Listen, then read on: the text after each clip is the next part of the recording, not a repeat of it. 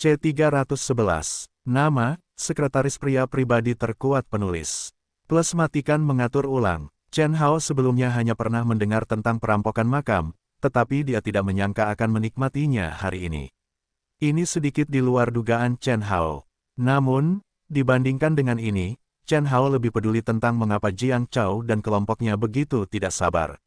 Di daerah pedesaan yang begitu kecil, bagaimana hal-hal menarik dapat disembunyikan di bawah pegunungan tandus. Dengan keraguan di kepalanya, dia bersiul dan memanggil Los ke sisinya. Dia melihat sekeliling, menemukan gagang sekop dengan panjang lengan, memasukkannya ke dalam jaket berlapisnya, dan Chen Hao keluar dalam kegelapan. Karena makam yang dicari Jiang Chao sangat dekat dengan rumah Chen Hao, dia segera tiba di lokasi makam. Seperti yang dikatakan Bos Liu, sebelum dia mencapai lubang tempat makam kuno digali, dia bisa mencium bau busuk, dan dia pergi ke hidungnya. Bahkan Chen Hao, mencium bau itu, secara tidak sadar menutupi hidungnya. Di sebelah indera penciuman Los lebih sensitif, merengek dua, mengungkapkan ketidakpuasan mereka. Itu benar-benar bau mayat, sepertinya mereka telah menggali makam kuno. Sambil mengerutkan kening, dia menemukan lubang yang telah digali, dan bau mayat menjadi lebih kuat. Ayo, Ross, sepertinya hanya kamu yang bisa turun bersamaku hari ini. Hanya satu orang yang bisa melewati gua itu. Diameternya sekitar 1,5 meter. Tidak ada tanah di sekitar gua itu. Semua orang yang dibawa oleh Jiang Chao pastilah veteran. Kalau tidak, mustahil untuk mencuri gua itu dengan kokoh. Dengan cara ini, Chen Hao mengerti bahwa Jiang Chao pasti siap untuk kembali tahun ini. Pinggang kucing, di sepanjang lubang, Chen Hao perlahan masuk lebih dalam. Bagi Chen Hao, sama sekali tidak diketahui kemana tempat ini mengarah, tetapi Chen Hao masih terus berjalan. Mengenai alasannya, mungkin bahkan Chen Hao sendiri tidak tahu, agar orang tuanya dapat yakin untuk terus tinggal di sini. Atau untuk menghilangkan permusuhan antara dirinya dan teman-teman masa kecilnya. Chen Hao tidak memiliki dasar di hatinya, tetapi dia masih menuju ke depan di mana dia tidak tahu tujuannya. Los perlahan berbaring di depan Chen Hao. Gua bawah tanah semacam ini benar-benar yang paling cocok untuknya. Sambil mengibaskan ekornya, dia terlihat sangat senang. Seorang pria dan seekor anjing mengikuti gua dan segera sampai di ujung. Untuk mengejar kecepatan, beberapa perampok makam akan membuat gua itu terlihat seperti gua ular, yang hanya akan merugikan diri mereka sendiri. Jiang Chao akhirnya menyerah selama 2 hari, dan kemudian dia bergegas keluar lagi. Untuk hal-hal di bawah makam, Chen Hao juga memiliki rasa ingin tahu. Segera, Chen Hao sampai di ujung gua, seperti yang dikatakan banyak novel dan TV, selain gua, yang pertama adalah makam yang suram. Chen Hao juga tidak banyak meneliti tentang ini. Dia hanya merasa bahwa tempat ini sepertinya bukan tempat yang dicari Jiang Chao. Lingkungannya bersih dan sepertinya tidak meninggalkan jejak apapun. Melihat sekeliling, Chen Hao tidak menemukan jejak Jiang Chao dan yang lainnya. Artinya, setelah mereka datang ke sini melalui gua, mereka segera pergi dari sini untuk menemukan apa yang mereka inginkan. Sambil mengerutkan kening, meskipun ruangan ini bukan makam utama, tetapi masih ada peti mati, yang terbalik di sisi penutup peti mati telah mampu menjelaskan banyak masalah. Menutupi hidungnya, di sudut makam, Chen Hao menemukan pintu rahasia. Dia melambaikan tangannya dengan lembut. Melihat tindakan Chen Hao, Los bergegas maju. Bersama Los, di sepanjang pintu rahasia, Chen Hao berjalan maju lagi. Kali ini, Chen Hao tidak sesantai sebelumnya. Baru saja, dia datang dari gua. Dia memberi Jiang Chao keberanian, dan dia tidak berani melakukan apapun di gua. Tetapi ketika dia sampai di makam, dia tidak perlu melakukannya. Kali ini, Chen Hao akan selalu berhati-hati melihat sekeliling, agar tidak menemui bahaya. Meskipun Chen Hao sangat berhati-hati, ketika dia sampai di lorong, dia tetap tidak sengaja menginjak sebuah mekanisme. Beberapa lubang kecil terbuka di dinding koridor, dan anak panah melesat langsung seperti angin. Dalam hatinya, Chen Hao langsung melompat dari tanah. Anak panah itu jatuh ke tanah dan memantul lagi. Los melompat sambil merengek, menggigit anak panah yang hendak mengenai Chen Hao. Begitu dia berbalik, dia mengambil Los, dengan jari-jari kakinya dengan lembut di tanah. Tubuhnya seperti burung layang-layang, dan tiba-tiba melompat. Anak panahnya terbang di belakangnya, tetapi Chen Hao bergegas melewati lorong tanpa cedera. Segala sesuatunya hanya terjadi dalam sekejap. Apa yang terjadi dalam sekejap mungkin tampak sangat mudah bagi orang lain. Namun, ketika Chen Hao benar-benar bergerak, dia menyebutkan semua energi dan tenaganya. Jika dia ceroboh, dia mungkin menghadapi krisis. Di ujung lorong yang lain, Chen Hao juga berkeringat dingin. Dia menarik napas dalam-dalam, meletakkan Rose di tanah dan menyentuh kepalanya. Chen Hao terus berjalan maju. Kualitas udara di bawah tanah tidak sebagus di tanah, tetapi saya tidak tahu di mana harus menggali ventilasi di katakombe. Meskipun udaranya masih keruh, saya tidak tahu tingkat pernapasan yang buruk. Melihat ke belakang, Chen Hao memutuskan untuk menyingkirkan bahaya di koridor sepenuhnya, dan kemudian dia terus berjalan maju. Chen Hao menemukan bahwa tempat ini tidak hanya sesederhana kelihatannya, tetapi dengan kekuatan Chen Hao, itu masih merupakan tempat yang aman untuk ditinggali satu persatu. Namun, itu masih karena Jiang Chao dan orang lain. Jika mereka tidak menjelajahi jalan di depan dan menerobos bahaya sebelumnya, mungkin Chen Hao akan lebih sulit dihilangkan. Bagaimanapun, Chen Hao akhirnya menyusul Jiang Chao. Ketika Chen Hao mendengar suara percakapan pelan datang dari depan, dia tanpa sadar menundukkan tubuhnya. Cepatlah, semuanya. Makam ini jelas bukan hanya makam ini. Semua barang berharga yang sebenarnya ada di makam utama. Aku heran apa yang ada di pikiranmu ketika melihat keuntungan sekecil itu. Sial, suara marah Jiang Chao datang dari jauh. Meskipun ada saluran di tengah, Chen Hao tetap mendengarnya. Tampaknya pihak lain memiliki perselisihan sementara karena pembagian barang curian. Hanya saja Jiang Chao masih ada di sana. Itu sebabnya tidak ada pembunuhan dan pencurian. Dengan senyum di bibirnya, apa yang bisa dilakukan Jiang Chao? Di depan uang yang banyak, siapa yang pasti bisa menekan keinginan di hati? Ini adalah kabar baik bagi Chen Hao, yaitu, orang-orang ini tidak solid. Selama cangkul diayunkan dengan baik, tidak ada tembok yang tidak bisa digali.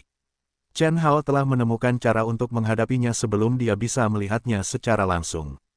Jika Jiang Chao tahu ini, dia mungkin menyesal telah memprovokasi Chen Hao, bukan? Jiang Chao sekali lagi memberikan dua teguran yang tidak sabar, yaitu mengatur orang-orang untuk terus menyelidiki secara mendalam. Chen Hao, dengan tubuhnya yang tertunduk, berpikir sejenak, yaitu menepuk kepala Rose. Pergi dan buat masalah bagi mereka. Rose terisak dengan suara rendah, lalu berlari keluar. Di tempat yang begitu sempit, tidak seorang pun dapat membayangkan bahwa akan ada orang seperti Rose di tempat ini. Tidak lama setelah Rose bergegas keluar, ada kutukan marah yang keluar dari makam. Apa ini? Dari mana anjing-anjing liar itu? Pada akhirnya, Jiang Chao memberi perintah dengan dingin, jangan biarkan dia melakukan hal-hal buruk, bunuh dia. Los menggonggong dua kali, seolah-olah dia telah dipukuli, lalu dia kembali. Alih-alih menyalahkan Los atas pelariannya, Chen Hao merosot dan menunggu dengan tenang. Saat suaranya semakin keras, Chen Hao menarik napas dalam-dalam dan bermeditasi. Butuh waktu sekitar 2 detik bagi Rose untuk bergegas sampai suara Jiang Chao dan yang lainnya terdengar. Oleh karena itu, Chen Hao hanya perlu menunggu 2 detik lagi. Untuk apa 2 detik? Mungkin tidak ada yang pernah menyadarinya, tetapi sekarang, dia dapat menggunakan 2 detik ini untuk menyelesaikan hal yang luar biasa. Setelah 2 detik bermeditasi di hati Chen Hao, Rose menyingkir dari samping. Dan ketika Rose kembali, dia bukan satu-satunya. Di belakangnya, dia diikuti oleh seorang pria besar, mengenakan overall hitam dan membawa tas hijau di pinggangnya. Ketika Chen Hao saling melihat, pihak lain juga menemukan Chen Hao. Namun, sebelum dia membuka mulutnya, Chen Hao telah menjepit tenggorokan masing-masing, dan kemudian menariknya ke dalam kegelapan. Dengan suara pelan, Jiang Chao langsung bertanya, apa yang terjadi? Tentu saja, pertanyaannya tidak dapat dijawab. Ketika Chen Hao menangkapnya, dia melihat pisau di lehernya dan langsung memukulnya hingga pingsan. Apakah kalian ingin pergi dan melihat? Seseorang di kelompok Jiang Chao langsung bertanya. Jiang Chao tidak menjawab, tetapi segera tidak ada lagi gerakan di sana. Chen Hao melangkah mundur dan menjadi tegang. Setelah sekitar 5 atau 6 detik hening, Jiang Chao memberi perintah, biarkan dia sendiri. Mari kita semua mempercepat laju agar tidak ada masalah. Meskipun pihak lain berkata demikian, Chen Hao tetap tidak bermaksud untuk bergerak. Karena dia tidak menyangka Jiang Chao akan menyerahkan bawahannya seperti ini. Setidaknya, dia akan melakukan hal seperti itu pada saat yang kritis. Benar saja, ketika tubuh Chen Hao baru saja menyusut, dua sosok tiba-tiba muncul di depan sisi Chen Hao, mungkin karena kegelapan. Pihak lain tidak memperhatikan Chen Hao, hanya memperhatikan Los tergeletak di tanah. Menghadapi dua orang yang tiba-tiba muncul, Ross, bertentangan dengan kepengecutannya tadi, bergegas keluar di tempat. Sebagai anjing petarung, Ross bukanlah jenis anjing peliharaan yang bisa menandinginya. Salah satu dari dua orang itu terjatuh ke tanah di tempat, dan yang lainnya mengambil sekop loyang di tangannya dan menikamnya. Bahkan jika Ross hanyalah seekor anjing, bagaimana mungkin Chen Hao membiarkan pihak lain menggertaknya? Sebelum sekop loyang jatuh, Chen Hao bergegas keluar seperti macan tutul, memukul tinjunya tepat di bawah rusuk pintu yang terbuka. Pihak lain kesakitan. Secara alami, sekop loyang tidak bisa jatuh, tetapi dia juga menemukan keberadaan Chen Hao. Penemuan hanyalah penemuan, tetapi sudah terlambat. Chen Hao tidak memberi pihak lain kesempatan untuk bereaksi. Satu pukulan mengenai tulang rusuk, dan yang lainnya langsung mengenai wajah pihak lain.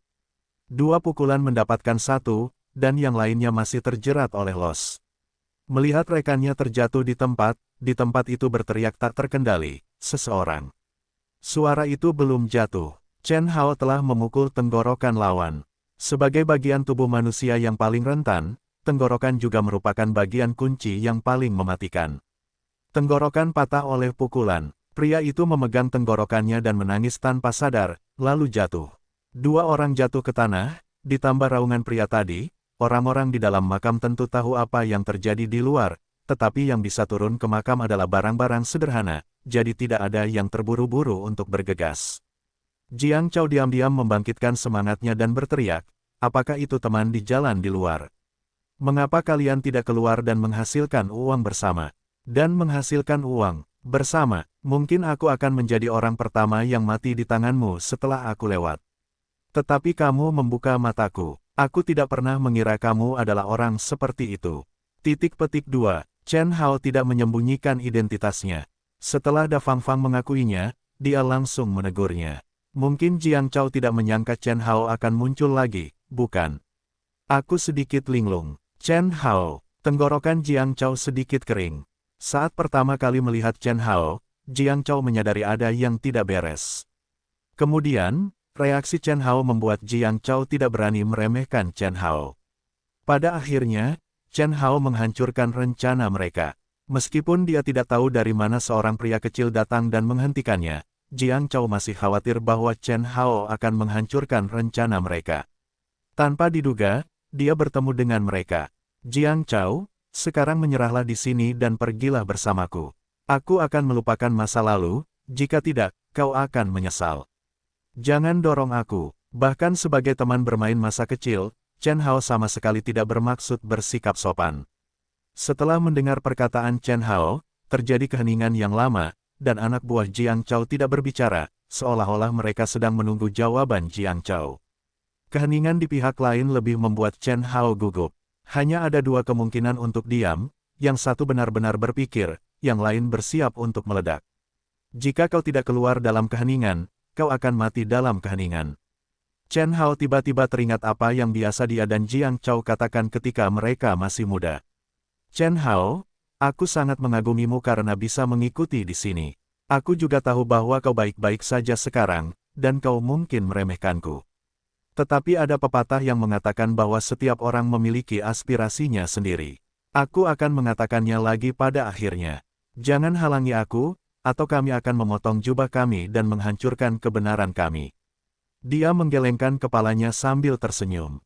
Setelah 2 tahun di luar, mulut Jiang Chao terangkat. Sebelum pikiran itu muncul, Chen Hao mengangkat alisnya dan tiba-tiba melesatkan anak panah dengan rumbai merah di kegelapan. Anak panah itu menembus udara dan melesat dengan kecepatan yang sangat cepat, seperti peluru yang terisi peluru. Melihat ini, Chen Hao tidak dapat mengetahui apa yang sebenarnya diinginkan Jiang Chao. Dia hanya ingin menentukan posisinya melalui suaranya. Dia dengan cepat membungkuk untuk menghindari anak panah itu. Chen Hao tidak terus bersembunyi. Dengan busur, dia melesat keluar di tempat. Ross mengikuti Chen Hao dan bergegas keluar sambil berteriak 2 kali. Jiang Chao dan yang lainnya berada di sebuah makam di ujung koridor, tidak terlalu jauh dari Chen Hao. Mengenai mekanisme di koridor, karena dua orang yang terbunuh itu bisa datang dengan tenang, mekanisme dan hal-hal lainnya seharusnya sudah dihancurkan. Berhentilah berpikir, tubuh Chen Hao telah sampai di koridor, di ujungnya Anda dapat melihat secercah cahaya. Ada seseorang yang berdiri di ujung, dengan anak panah lain di tangannya yang lain.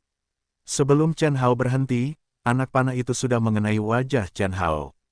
Tiba-tiba, ketika dia menemukan benda seperti itu, Chen Hao menundukkan tubuhnya tanpa sadar. Lihat di sini, Jiang Chao juga dibuat kejam, di tempat itu juga melempar sesuatu. Bayangan gelap itu mengenai kepala dan wajahnya. Dia baru saja menghindari anak panah itu. Chen Hao kelelahan, jadi dia hanya bisa menggunakan tangannya untuk menangkisnya. Akibatnya, anak panah itu mengenai pergelangan tangan Chen Hao secara langsung dan jatuh ke tanah dengan keras. Chen Hao menahan rasa sakit, tetapi kakinya tidak berhenti. Dia mengambil dua langkah cepat dan langsung menyeberangi lorong. Ketika Chen Hao berhenti dan memperhatikan makam-makam di sekitarnya, dia juga terkejut. Apa yang muncul di depannya adalah sebuah makam yang penuh dengan warna dari akhir dinasti Tang. Makam itu seukuran aula pedesaan. Ada peti mati besar di panggung tengah yang tinggi. Beberapa lubang kecil ditarik keluar dari dinding-dinding di sekitarnya, di mana benda-benda pemakaman pemilik makam ditempatkan. Kecuali orang yang berdiri di pintu masuk dengan anak panah di tangannya, Jiang Chao dan 3 orang lainnya berdiri di panggung tinggi di tengah makam. Ketika Chen Hao muncul, meskipun beberapa orang sudah memperkirakannya, namun ketika Chen Hao muncul di depannya, beberapa orang masih terkejut. Dan berdiri di tengah wajah Jiang Chao yang muram sampai mati, hampir meneteskan air. Chen Hao, aku sudah bilang padamu, jangan menghalangi jalan kami. Tanda seru, aku akan memberimu satu kesempatan terakhir. Melihat sekeliling, Chen Hao berkata dengan dingin, sekarang letakkan perkakasmu dan pergi bersamaku, aku bisa membuatmu terhindar dari rasa malu yang berlebihan. Terlalu banyak rasa malu, penjara tidak bisa dihindari, bukan? Jiang Chao menggertakkan giginya dan memberi perintah, serahkan padaku. Bunuh saja dia, kita bisa terus maju, atau tidak ada yang bisa lari hari ini. Orang ini adalah kepala kantor polisi. Mendengar identitas polisi Chen Hao, beberapa orang maju dengan gigi terkatup. Orang-orang tidak berkelahi dengan para pejabat. Hanya ketika kekuatan resmi kuat, di tempat yang gelap seperti itu, tidak ada yang tahu bagaimana cara membunuh seseorang. Atas kepercayaan diri Jiang Chao dan orang lain yang berlebihan, Chen Hao hanya bisa menghela nafas tanpa daya. Mereka hanya tahu identitas polisi mereka sendiri, tetapi yang tidak mereka ketahui adalah bahwa sebelum mereka menjadi polisi, mereka masih tentara bayaran. Bersikap keras pada diri sendiri. Karena itu tidak masuk akal, Chen Hao tentu saja tidak membuang-buang napasnya. Dia bergegas maju secara tidak sengaja dan bertemu dengan pria dengan anak panah di tangannya. Orang-orang yang menggunakan senjata tersembunyi seperti ikan di air di tempat seperti itu, jadi Chen Hao menjadikannya sebagai tujuan pertamanya. Namun, pihak lain bukanlah lampu hemat bahan bakar.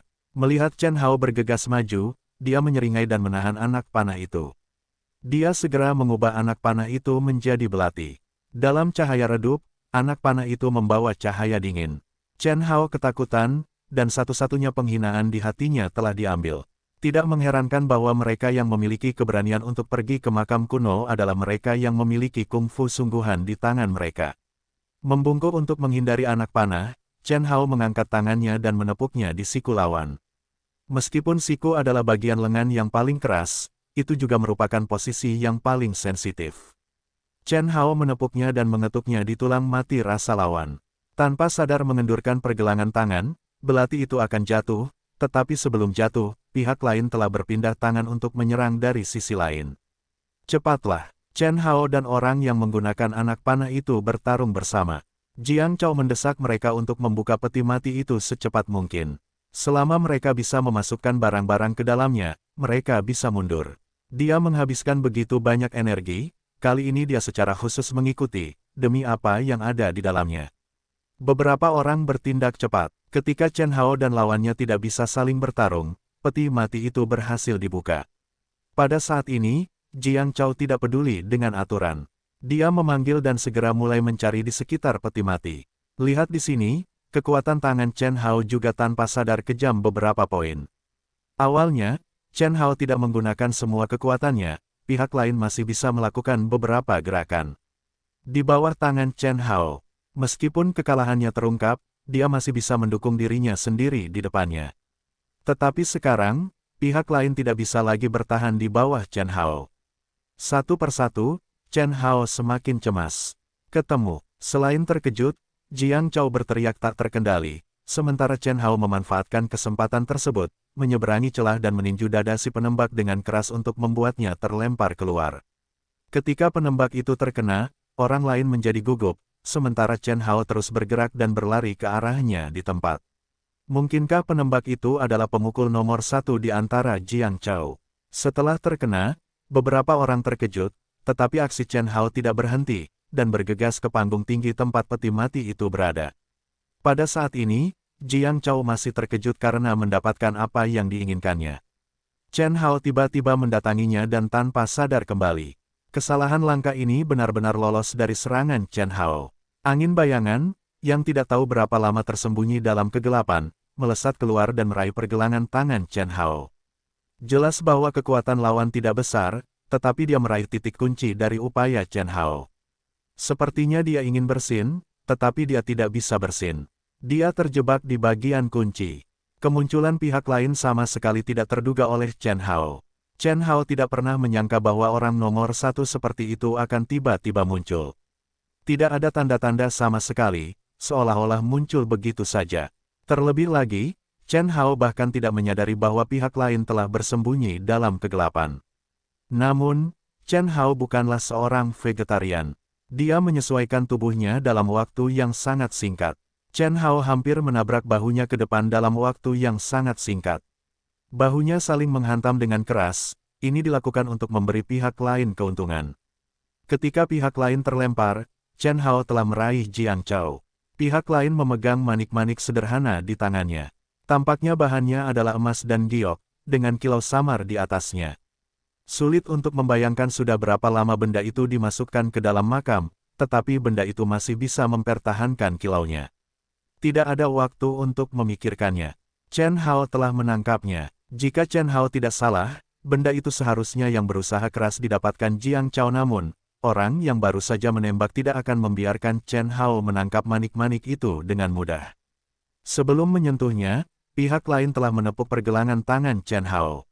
Pergelangan tangan itu terangkat secara tidak wajar, yang membuat Jiang Chao terhindar dari bencana. Namun, jika semuanya sesederhana itu, maka Chen Hao tidak akan berada di sini. Tepatnya ketika Jiang Chao buru-buru mundur, sesosok hitam bergegas keluar dari sisi yang miring. Tepatnya, bayangan anjing itu. Dengan lompatan dalam sosoknya, Ross menggigit tangan Jiang Chao. Jiang Chao menahan rasa sakit, dan manik-manik yang dipegangnya di tangannya secara alami direnggut oleh Los. Mungkin bahkan Jiang Chao tidak berpikir bahwa dia akan jatuh pada seekor anjing suatu hari. Namun, itulah yang terjadi. Setelah Ross mengambil manik-manik itu, dia mengatupkan mulutnya dan berlari cepat ke dalam bayangan. Jiang Chao sangat khawatir tentang harta karun yang dirampok. Chen Hao juga merasa lega, menyingkirkan pikirannya, siap untuk menghadapi orang yang tidak tahu harus melompat keluar dari mana. Pada saat ini, Chen Hao mengetahui bahwa pihak lain itu tidak muda lagi. Dia tampak berusia sekitar 40 atau 50 tahun. Rambut putihnya bukan telur muda. Dengan rambut putih dan cahaya redup, Chen Hao tidak dapat melihat wajah masing-masing dengan jelas. Namun, dia ingat orang-orang yang ditemuinya saat dia membawa Song Yaoyao ke kota Tongbei. Di antara orang-orang itu, bukankah ada seorang lelaki tua dengan rambut putih belang-belang? Sampai sekarang, Chen Hao masih ingat keterampilan lawannya yang tidak sesuai dengan penampilannya. Sekarang, apakah lawannya tampak telah menatapnya beberapa hari yang lalu? Namun, pihak lain tidak memberi Chen Hao terlalu banyak waktu untuk berpikir. Pada saat Chen Hao tidak ada, pihak lain telah muncul seperti burung layang-layang, dan serangkaian teknik telapak tangan digunakan untuk menyerang harimau itu. Angin kencang bertiup di pipi Chen Hao, dan ada perasaan sakit. Di pihak Jiang Chao, dia dirampok oleh seekor anjing. Jiang Chao hanya merasa bahwa IQ-nya dihina. Dia berteriak dengan marah, "Tangkap anjing liar itu untukku. Aku akan mencabiknya hidup-hidup." Sambil berkata demikian, dia menatap Chen Hao dengan penuh kebencian, dan anak ini juga membunuhnya. Pada saat ini, Jiang Chao akhirnya mengucapkan kalimat ini, dan satu-satunya hasil setelah kalimat ini adalah Chen Hao merasa merinding. Demi harta yang tidak diketahui nilainya, dia rela membunuh. Tampaknya Jiang Chao bukanlah orang yang ada dalam ingatannya. Pada titik ini, manik-manik itu telah mencapai mulut Los, dan Chen Hao berhenti ragu-ragu. Dia mengambil pistol dari punggungnya dan mengarahkannya ke kepala lelaki tua itu di tempat. Tuan-tuan, sudah waktunya untuk berhenti. Kalau tidak, saya tidak dapat menjamin bahwa pistol itu akan meletus. Chen Hao selalu membawa pistol sejak awal. Kalian harus tahu bahwa musuh-musuh yang pernah dia hadapi sebelumnya adalah tokoh-tokoh besar di dunia. Beberapa orang di antaranya disebut-sebut menguasai dunia. Meskipun pistol mungkin tidak berperan, pada akhirnya dia tetap lebih aman dengan pistol di tubuhnya. Bahkan dalam pertemuan terakhir dengan Jiang Chao, Chen Hao tetap tidak mengeluarkan pistolnya, karena sangat buruk baginya untuk mengeksposnya. Dan Chen Hao selalu berpikir bahwa meskipun dia tidak menggunakan pistol, dia dapat menyelesaikan masalah. Sekarang dia akhirnya tahu bahwa dia tidak bisa. Chen Hao tiba-tiba mengeluarkan pistolnya, yang membuat orang-orang yang hadir ketakutan, tetapi itu hanya kejutan. Karena pihak lain tidak memberi Chen Hao kesempatan untuk mengucapkan kalimat kedua, dia mengangkat kakinya, menendang pistol di tangan Chen Hao, dan menepuk dadanya. Reaksi pihak lain sama sekali tidak terduga, tetapi itu juga membuat Chen Hao memastikan satu hal. Mereka yang bisa muncul di sini benar-benar penjahat. Aku tidak menyangka akan bertemu orang-orang seperti itu di tempat seperti ini. Apakah ini yang disebut penjahat dari daerah terpencil? Ketika pistol itu ditendang, Chen Hao tidak khawatir. Sebaliknya, dia menendang dengan tendangan yang sama. Namun, bukan orang tua itu, tetapi seorang pria kuat yang ingin mengejar Los. Menghadapi tendangan keras Chen Hao, pria kuat itu tidak siap. Dia mengangkat tangannya untuk memblokir tendangan Chen Hao, tetapi tubuhnya ditendang keluar oleh Chen Hao. Tubuhnya membentur dinding makam, dan ada semburan darah di tempat itu. Bagaimana dia bisa mengejar Los? Memanfaatkan waktu ini, Los telah berlari keluar bersama Huaner, sementara Chen Hao telah menjebak dirinya dalam pengepungan beberapa orang. Kecuali 2 orang yang dibunuh oleh Chen Hao secara tiba-tiba, beberapa orang lainnya telah membuat persiapan yang sesuai dan bergegas menuju Chen Hao satu persatu. Tetapi segala sesuatunya akan selalu berjalan dengan kecepatan yang tidak dapat diikuti oleh rencana. Tepat ketika Chen Hao dikepung, tiba-tiba terdengar teriakan di luar. Chen Hao, di mana kau? Petik 2. Mendengar ini, tidak hanya Chen Hao, tetapi Jiang Chao dan yang lainnya juga terkejut. Dalam keadaan normal, ini lebih dari jam 12 malam. Bagaimana mungkin? Tidak ada seorang pun. Tapi sekarang apa yang terjadi? Dan mendengarkan suara itu, orang-orang yang berteriak sepertinya telah turun ke dalam lubang. Tempat ini, selama tertangkap, harus diblokir. Kedua gadis ini, mendengar suara itu, Chen Hao hampir memastikan siapa yang datang. Dia masih mencari dirinya sendiri di malam hari. Selain Song Yaoyao dan He Miao, siapa lagi yang bisa dia dapatkan? Jika Anda tidak salah, seharusnya He Miao dan Song Yaoyao tidak melihat diri mereka sendiri ketika mereka bangun di malam hari, jadi mereka datang untuk menemukan diri mereka sendiri. Dengan kecerdasan kedua gadis itu, mereka tidak akan menemukan diri mereka sendirian di malam hari. Dia mengangkat lengannya untuk memblokir serangan lelaki tua itu dan kemudian melompat kembali ke satu-satunya jalan keluar makam. Melihat orang-orang ini di dalam makam lagi, Chen Hao tidak memiliki beban psikologis sama sekali. Kau tidak punya kesempatan, menyerahlah. Seperti dugaan Chen Hao, selain Song Yaoyao dan He Miao, ada beberapa orang kuat di desa itu, dan Jiang Demin adalah pemimpinnya. Melihat ekspresi gugup di wajah-wajah itu, entah karena aku benar-benar khawatir dengan Chen Hao, atau karena identitas Chen Hao, dan hasil akhirnya adalah apa yang ingin dilihat Chen Hao. Di dalam makam yang sempit seperti itu, tidak peduli seberapa kuat orang-orang itu, mereka tidak dapat melarikan diri. Jiang Chao jatuh ke tanah seolah-olah dia telah kehilangan kekuatannya. Dia menatap Chen Hao dengan tatapan tajam di matanya dan membiarkan penduduk desa yang mendatanginya mengikatnya dengan tali. Chen Hao menelepon Makai di tengah malam. Meskipun saat itu tengah malam, Makai mengirim seseorang untuk datang ke sini dengan sangat cepat. Dia sibuk sampai lebih dari pukul 2 tengah malam. Itu adalah akhir dari masalah ini. Ketika dia kembali ke rumahnya lagi, pikiran Chen Hao memantulkan kata-kata yang diucapkan Jiang Chao ketika dia dibawa pergi oleh polisi. Chen Hao, apakah kamu pikir kamu menang? Aku katakan padamu, kau akan menyesal. Kau akan menyesali apa yang telah kau lakukan hari ini. Aku tidak akan membiarkanmu pergi sampai aku mati. Aku bersumpah. Sambil mengerutkan kening dan duduk di ruang utama sambil memikirkan masalah ini, briket di tungku briket menyala dengan kuat, dan dari waktu ke waktu terdengar suara berderak. Song Yao Yao dan He Miao, dua gadis, telah sibuk sepanjang hari, bangun lagi di malam hari untuk mencari Chen Hao. Mereka bahkan lebih lelah, jadi mereka tidur lebih awal. Chen Hao ada di sini sendirian. Di sebelahnya, Los tidak tahu harus datang dari mana. Dia berbaring di kaki Chen Hao dan menikmati kehangatan tungku. Ketika Chen Hao menepuk kepala Los, itu dapat dianggap sebagai meludahkan manik-manik dengan enggan. Juga tidak membenci air liur Los, dengan mudah menemukan kain untuk menyeka air liur, Chen Hao ini untuk melihat penampilan asli manik-manik itu. Itu bukan emas atau batu giok. Itu tidak terlihat seperti batu, tetapi berkilau dan terlihat seperti kayu. Itu jauh lebih berat dari kayu.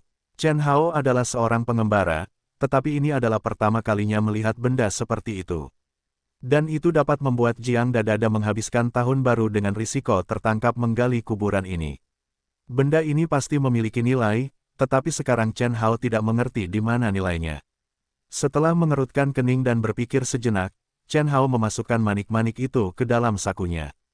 Setelah memikirkannya, dia mengeluarkannya dari saku mantelnya dan memasukkannya ke dalam saku bagian dalam. Dia mematikan lampu dan pergi tidur. Keesokan harinya tanggal 29 Desember.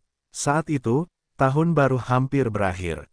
Sebagai pertama kalinya dia menghabiskan tahun baru di rumah setelah dia menghilang, Chen Hao masih menantikannya. Saat ini, Chen Hao ingin menebus kesalahan orang tuanya. Song Yao Yao juga ingin pulang, jadi dia kembali keesokan paginya. He Miao sudah menjelaskan bahwa dia akan menghabiskan tahun baru di rumah Chen Hao.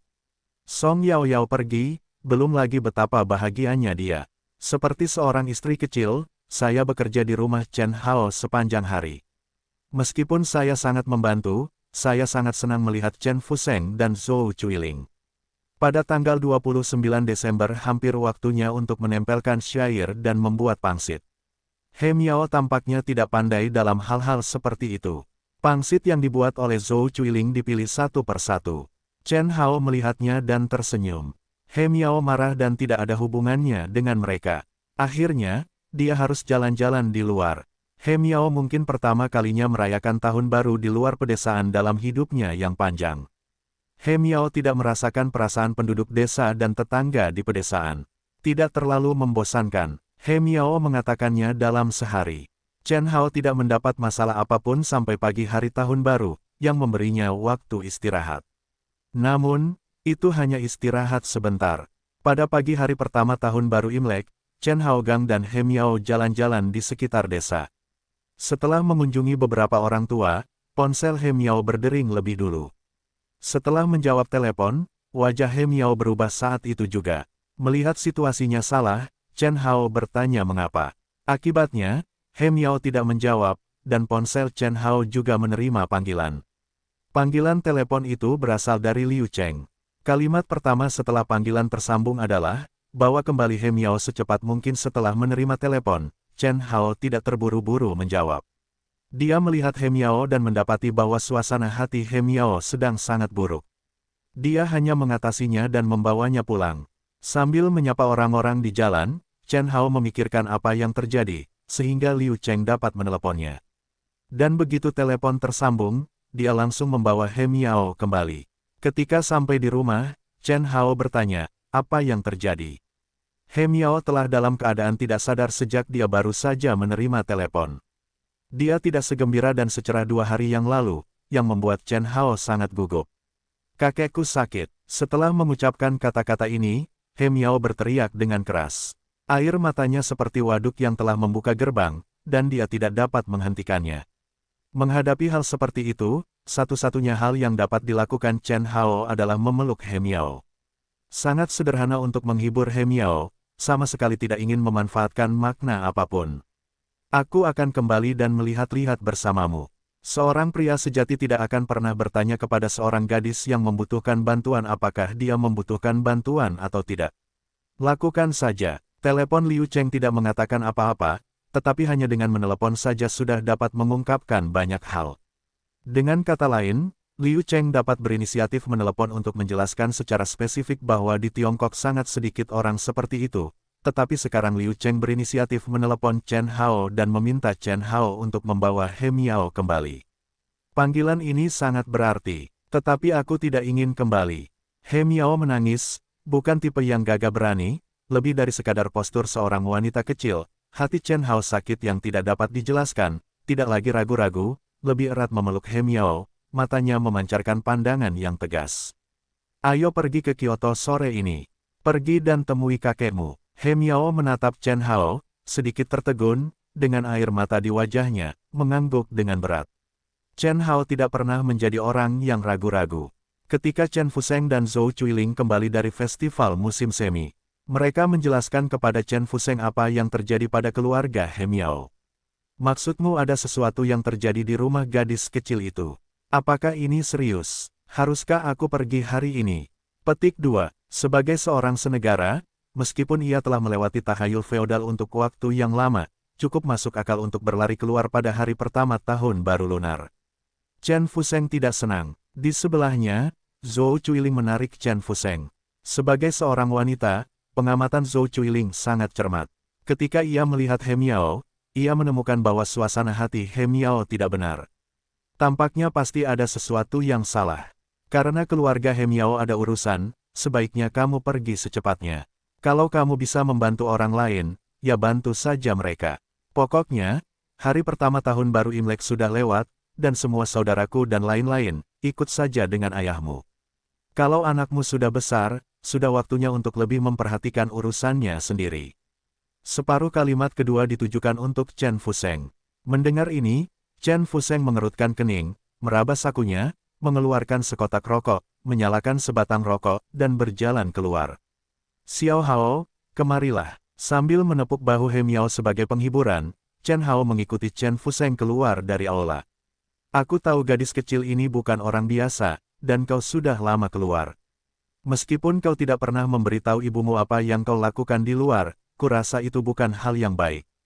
Saat kau pergi ke Kyoto kali ini, ingatlah untuk berhati-hati. Sebelumnya, aku pikir kau masih tertawa dan tidak pernah memberitahumu tentang hal itu. Sekarang kau sudah lebih dewasa, sudah agak terlambat untuk mengatakannya. Tapi aku tetap ayahmu, kau harus mendengarkan apa yang aku katakan. Aku tahu, sebagai orang desa, meskipun Chen Fuseng tidak memiliki pengetahuan seperti orang kota, ia memiliki kesederhanaan yang unik dari orang desa. Meskipun kata-kata ini biasa saja, Chen Hao tidak tahu sudah berapa kali ia mendengarnya. Setelah sekian lama, ia hanya merasa sangat hangat. Jangan membuat masalah di luar, dan carilah lebih banyak hubungan untuk dirimu sendiri. Gadis-gadis lain itu mulia. Jika kau tidak membuat masalah, jangan membuat masalah. Dunia di luar terlalu kacau. Berhati-hatilah saat semuanya baik-baik saja. Kembalilah dan mengobrollah dengan kami. Tidak bisakah kau mengatakannya sekarang? Aku tidak tahu mengapa. Chen Hao selalu berpikir bahwa apa yang dikatakan ayahnya adalah sesuatu dalam kata-katanya, tetapi dia tidak dapat mendengar apa artinya. Chen Fuseng menatap Chen Hao dan mematikan puntung rokoknya. Bukankah kau memiliki sesuatu yang sangat penting untuk dilakukan sekarang? Mengapa kau tidak bergegas? Sambil mengangkat bahu dan menatap ayahnya, jantung Chen Hao berdebar-debar karena tidak tahu kemana dia akan terbang untuk waktu yang lama. Jika kau ada urusan dengan ibuku, harap ingat untuk menghubungiku. Ketika kau pergi, aku akan meninggalkanmu informasi kontak. Jika terjadi sesuatu, harap beritahu aku sesegera mungkin. Setelah meninggalkan informasi kontaknya dan makan siang sebentar di rumah pada siang hari, Chen Hao dan He Miao pergi ke kota Tongbei. Mereka perlu naik bus dari kota Tongbei ke kota Xinhe, dan kemudian berganti bus di kota Xinhe sebelum mereka dapat pergi jauh ke Kyoto. Yang tidak diketahui Chen Hao adalah bahwa tak lama setelah dia pergi, Song Yaoyao datang untuk merayakan tahun baru. Di permukaan, itu adalah perayaan tahun baru, tetapi sebenarnya, itu untuk mencari Chen Hao. Namun, ketika Song Yaoyao mendengar bahwa Chen Hao telah pergi ke Kyoto bersama He Miao, dia sangat marah hingga hampir melompat. Chen Hao yang bau, Chen Hao yang sudah mati, berani meninggalkanku sendirian di desa. Jika itu tidak terlalu penting, Chen Hao tidak akan terburu-buru ke sana, bukan? Tapi Yao Yao, bisakah kau memberitahuku apa pendapatmu tentang Chen Hao? Chen Fuseng berjongkok di ambang pintunya sendiri dan bertanya sambil tersenyum. Song Yao Yao, yang hendak berbalik dan pergi, tiba-tiba mendengar kalimat seperti itu. Dia juga sedikit tertegun, kemudian wajahnya memerah. Namun di desa, ketika ditanya oleh ayah kekasih masa kecilnya, Song Yao Yao tanpa sadar menambahkan apa yang ingin dikatakan Chen Fuseng selanjutnya, yaitu, jika menurutmu Chen Hao baik, mengapa aku tidak pergi ke ayahmu untuk melamarnya? Namun, sebelum Song Yao Yao berbicara, Chen Fuseng melanjutkan, tetapi aku perlu mengingatkanmu terlebih dahulu bahwa apa yang akan dihadapi Chen Hao jauh lebih banyak daripada apa yang kamu lihat atau ketahui sekarang. Di masa depan atau tidak, Chen Hao mungkin akan menghadapi lebih banyak hal. Jika kamu ingin bersama Chen Hao, aku harap kamu dapat memiliki kesadaran diri seperti itu. Apa maksudmu? Apa yang akan dihadapi Chen Hao? Mendengar ini dari mulut Chen Fuseng, Song Yao Yao terkejut atau terkejut. Dia pikir Chen Fuseng tidak akan tahu apa yang terjadi pada Chen Hao, karena dia tahu temperamen Chen Hao. Tidak peduli apa yang terjadi di luar, dia tidak akan pernah mengatakan sepatah kata pun kepada keluarganya. Ini adalah kebiasaan Chen Hao. Dia menyimpannya dari masa kanak-kanak hingga dewasa. Namun, sekarang dari mulut Chen Fuseng mendengar kata-kata ini, aku benar-benar ingin tahu apa yang ditemui Chen Fuseng sebelumnya. Mungkin berbahaya. Nada bingung Chen Fuseng tampaknya sangat tidak pasti, atau sangat berbahaya. Bagaimanapun, aku harap kamu dapat menemaninya dan tidak pernah meninggalkannya. Chen Hao adalah anak yang baik, sangat baik. Aku tahu, Paman, aku akan mengingat semua yang kau katakan. Meskipun aku tidak tahu mengapa Chen Fuseng tiba-tiba berkata seperti itu pada dirinya sendiri, Song Yao Yao sangat pintar. Chen Fuseng mengangguk pelan dan melihat ke dalam desa. Chen Fuseng duduk di pintu, hanya dari posisi ini, di sepanjang jalan, untuk melihat posisi pintu masuk desa, seolah-olah melihat bagian belakang Chen Hao, atau mengamati desa. Song Yao tidak tahu dan tidak yakin. Satu-satunya hal yang dia tahu adalah bahwa Chen Fuseng tampaknya bukan orang tua biasa. Tetapi kesimpulan ini sangat tidak masuk akal, karena menurut kesan Song Yao, Chen Fuseng selalu menjadi petani yang jujur. Dengan senyum sopan, Song Yao Yao berbalik untuk pergi. Chen Fuseng menghela nafas sedikit, tembakau murah keluar dari paru-paru yang dihirup, perlahan mengambang menjadi lingkaran asap di udara dan menyebar lagi. Wah, kerja keras, tidak ada wanita yang mudah diprovokasi. Tidak peduli apa yang dikatakan Chen Fuseng tentang Chen Hao atau Song Yao Yao, mereka tidak mendengar kalimat terakhir dari Chen Fuseng. Satu-satunya hal yang mereka dengar adalah bahwa mereka tidak tahu kapan Zhou Chuiling keluar dari aula. Apa artinya tidak ada wanita yang bisa diprovokasi? Aku ingin tahu apakah telingamu gatal lagi. Sungguh, cepatlah dan bersiap untuk mengunjungi kerabat besok, oke. Begitu puntung rokoknya hilang, Chen Fuseng menepuk tanah di pantatnya dan berdiri sambil tersenyum. Oke, aku akan pergi untuk mempersiapkan sekarang. Melihat Zhou Chuiling dan Chen Fuseng memasuki rumah, Los, yang telah berbaring di halaman, mengangkat kepalanya sambil menangis, melihat kedua orang yang telah memasuki aula, dan kemudian kembali. Bahkan Ross terlalu malas untuk bergerak di musim dingin seperti itu. Namun, Chen Hao dan He Miao membeli tiket kereta api ke Kyoto pada hari pertama tahun baru Imlek. Jangan terlalu banyak berpikir, mungkin kakekmu benar-benar sakit. Meskipun hampir 5 jam telah berlalu sejak menerima panggilan telepon, He Miao masih layu. He Miao tampaknya tidak dalam suasana hati apapun. Dia tidak segembira 2 hari lalu ketika dia melihat sesuatu. Atas saran Chen Hao, He Miao hanya menghela nafas, kamu tidak tahu apa peran keluargaku. Aku hanya khawatir penyakit kakekku kali ini akan membawa banyak perubahan pada keluargaku. Siapa mereka? Kamu dapat yakin bahwa aku yang bertanggung jawab atas segalanya. Dada Chen Hao bertepuk tangan, dan mata He Miao yang redup memancarkan warna cerah, tetapi kemudian dia terdiam. Ketika Chen Hao sama sekali tidak siap, dia tiba-tiba bersandar di bahu Chen Hao. Apakah kamu akan berjalan denganku sepanjang waktu? Tidak dapat mencegah He Miao bersandar di bahunya, Chen Hao ingin mendorongnya menjauh, lalu mengatakan kepadanya bahwa dia hanya ingin membantunya dan tidak ingin membahas lebih dalam tentang apa yang terjadi. Namun, Melihat wajah lelah He Miao, Chen Hao akhirnya menyerah. Kakek He Miao mungkin adalah orang yang sangat hebat dan penting di hati He Miao. Hanya ketika orang yang sangat penting di hatinya tiba-tiba dan secara tidak langsung datang ke berita yang tidak dapat ditanggung orang, dia bisa begitu lelah. Bersandar di bahu Chen Hao, He Miao dengan cepat menutup matanya dan tertidur sebentar. Namun, tidurnya sangat dangkal. Chen Hao masih bisa melihat bulu mata He Miao bergetar. Tampaknya kualitas tidur He Miao juga tidak baik. Meski begitu, istirahat singkat He Miao segera berakhir. Karena kereta ke Kyoto telah tiba, Chen Hao perlu mengantar He Miao naik bus. Kalau tidak, jika dia ketinggalan kereta ini, dia masih tidak tahu kapan kereta berikutnya akan tiba di Kyoto. Bangunkan He Miao, periksa tiket, dua orang dalam proses normal di kereta menuju Kyoto. Namun, saat mereka hendak duduk, mereka tiba-tiba menemukan bahwa kursi tempat mereka membeli tiket sudah diambil. Tanpa sengaja mengerutkan kening, Chen Hao atau lebih sopan berjalan mendekat. Mohon maaf, dua posisi ini adalah posisi kita. Karena Chen Hao sedang terburu-buru, dia tidak membeli tiket bisnis yang bagus. Yang lebih penting, dia tidak bisa membeli tiket bisnis sama sekali. Chen Hao dihentikan, keduanya juga bingung. Pemuda yang duduk di lorong mengeluarkan tiket dari tubuhnya, kalian tidak mungkin salah tempat, kan?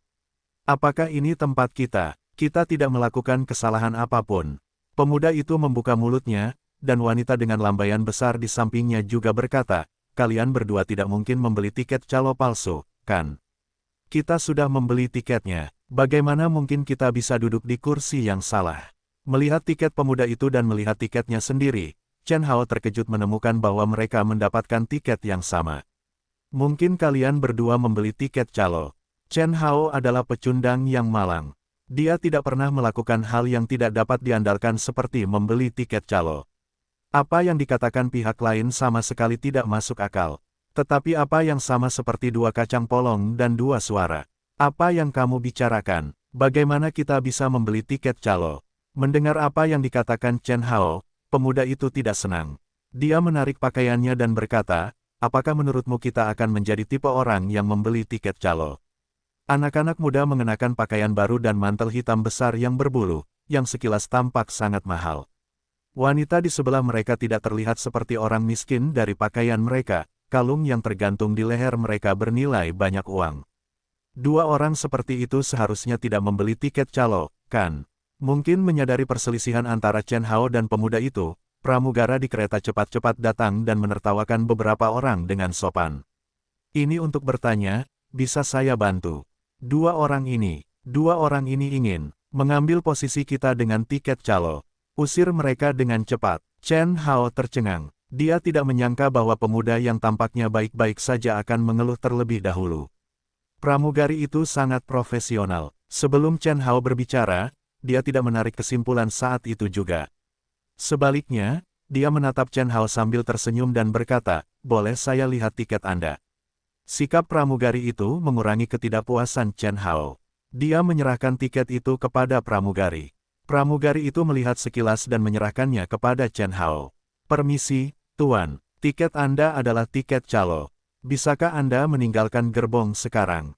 Kami akan segera berangkat. Apa? Tepat setelah menerima tiket, Chen Hao bertanya, bagaimana mungkin? Saya membelinya dari mesin penjual otomatis. Bagaimana mungkin itu tiket palsu? Pramugara itu masih tersenyum, seolah-olah dia tidak mendengar kata-kata Chen Hao. Maaf, Tuan, bisakah Anda keluar dari mobil terlebih dahulu? Kami tidak bertanggung jawab atas pembelian tiket. Jika Anda memiliki pertanyaan, silakan tanyakan di stasiun setempat. Seperti kata pepatah, jika Anda tidak tersenyum, Anda tidak akan bisa kehilangan kesabaran meskipun Chen Hao sedang dalam suasana hati yang buruk.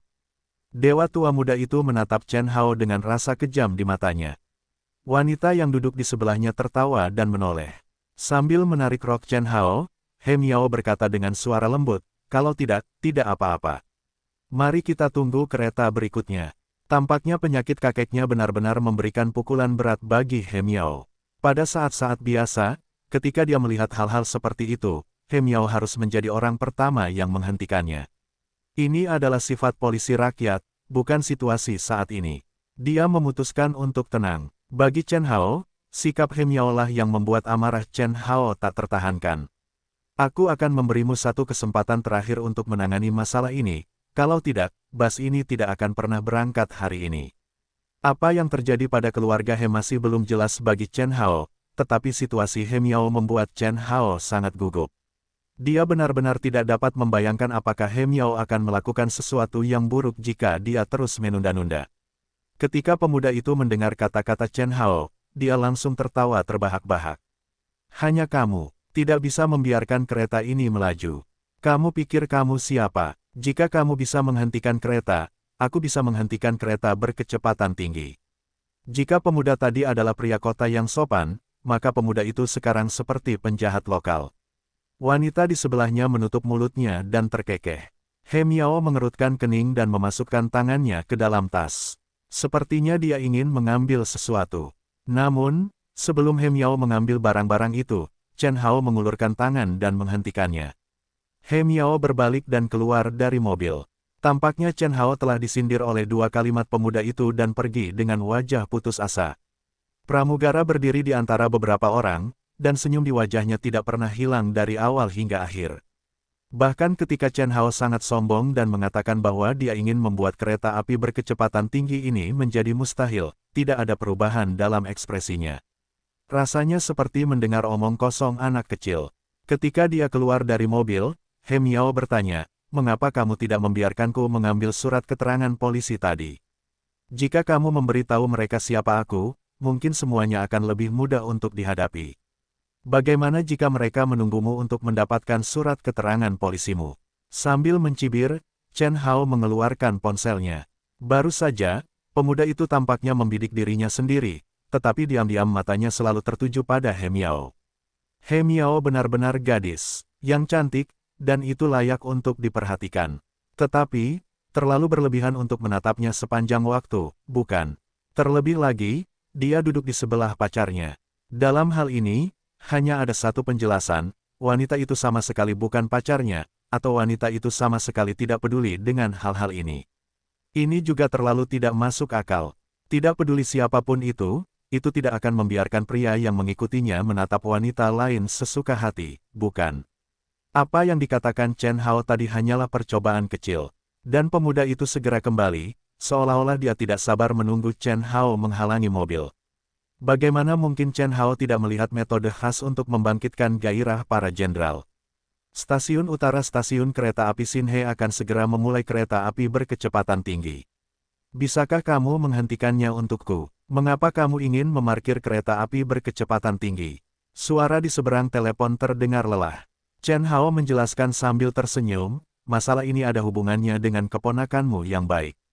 Apakah kamu yakin tidak peduli? Chen Hao menelepon Sun Yaoyang. Di kota Xinhe, hanya Sun Yaoyang yang bisa menghentikan kereta. Meskipun Chen Hao juga bisa meminta beberapa gangster lokal di kota Xinhe untuk memblokir mobil, dampaknya sangat besar.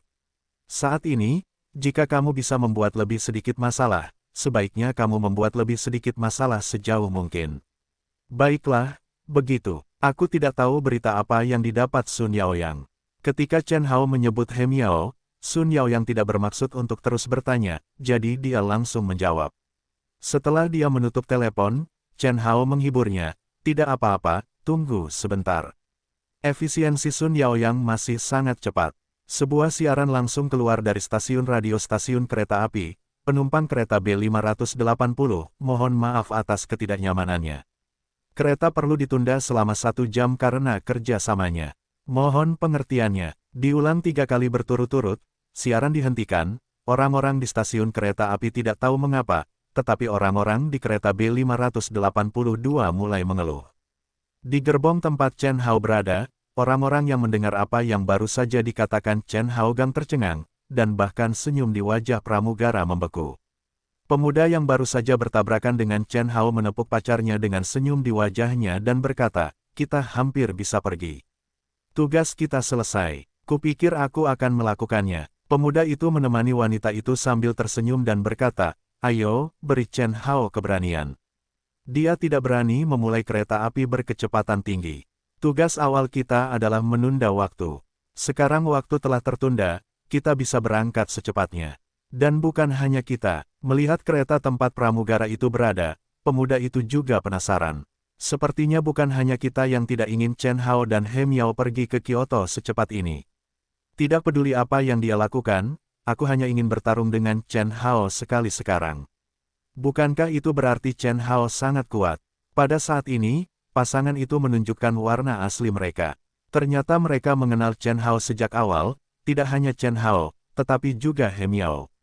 Jika Chen Hao tahu bahwa kedua orang ini seperti apa yang dia pikirkan, mungkin ide-ide wanita benar-benar dapat diwujudkan, dan pemuda itu tidak berdaya tarik seorang wanita. Dua orang turun dengan tergesa-gesa, sedangkan untuk 2 tiket, sudah masuk ke tong sampah.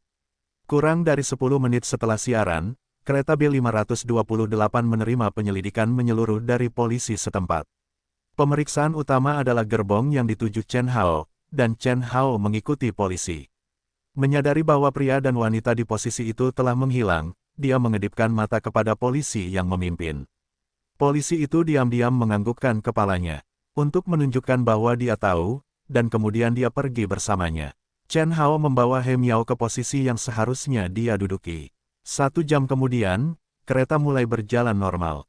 Kali ini, orang-orang di gerbong yang sama memandang Chen Hao dan He Miao secara berbeda. Pada saat ini, mereka mengerti bahwa mereka tidak boleh meremehkan siapapun. Tidak peduli seberapa keras nadanya, bagaimana jika itu benar. Dalam perjalanan kereta, Chen Hao pergi ke gerbong tempat pramugara berada, tetapi dia tidak menemukan pramugara yang dia lihat sebelumnya. Pramugara itu tampaknya menghilang begitu saja seperti pria dan wanita tadi. Kepergian pihak lain membuat Chen Hao semakin yakin dengan apa yang dipikirkannya. Setelah melihat He Miao, Chen Hao menyentuh kepalanya. Jangan khawatir, aku sudah bilang kalau aku ingin membawamu ke Kyoto, aku akan membiarkanmu bertemu kakekmu. Aku tahu, meskipun suasana hatinya belum cukup stabil, He Miao menganggukkan kepalanya dengan tegas, seolah-olah kata-kata Chen Hao adalah aturan emas, yang membuat Chen Hao merasa tidak berdaya. Terkadang, tidak baik untuk terlalu dipercaya. Meskipun dia sudah berkeliling dan mengalami banyak hal, ini adalah pertama kalinya bagi Chen Hao pergi ke Kyoto, Huaxia Longdi, dan kaki mantan kaisar. Ketika Chen Hao baru saja lulus, dia bisa pergi ke Kyoto untuk belajar. Namun, karena perlakuan di luar negeri lebih murah hati, itu juga dapat mengurangi beban keluarganya. Atas saran ayahnya, Chen Hao pergi ke luar negeri. Akibatnya, serangkaian hal terjadi sebelumnya. Sekarang pikirkanlah, jika aku pergi ke Kyoto untuk belajar, apakah aku akan mendapat lebih sedikit masalah?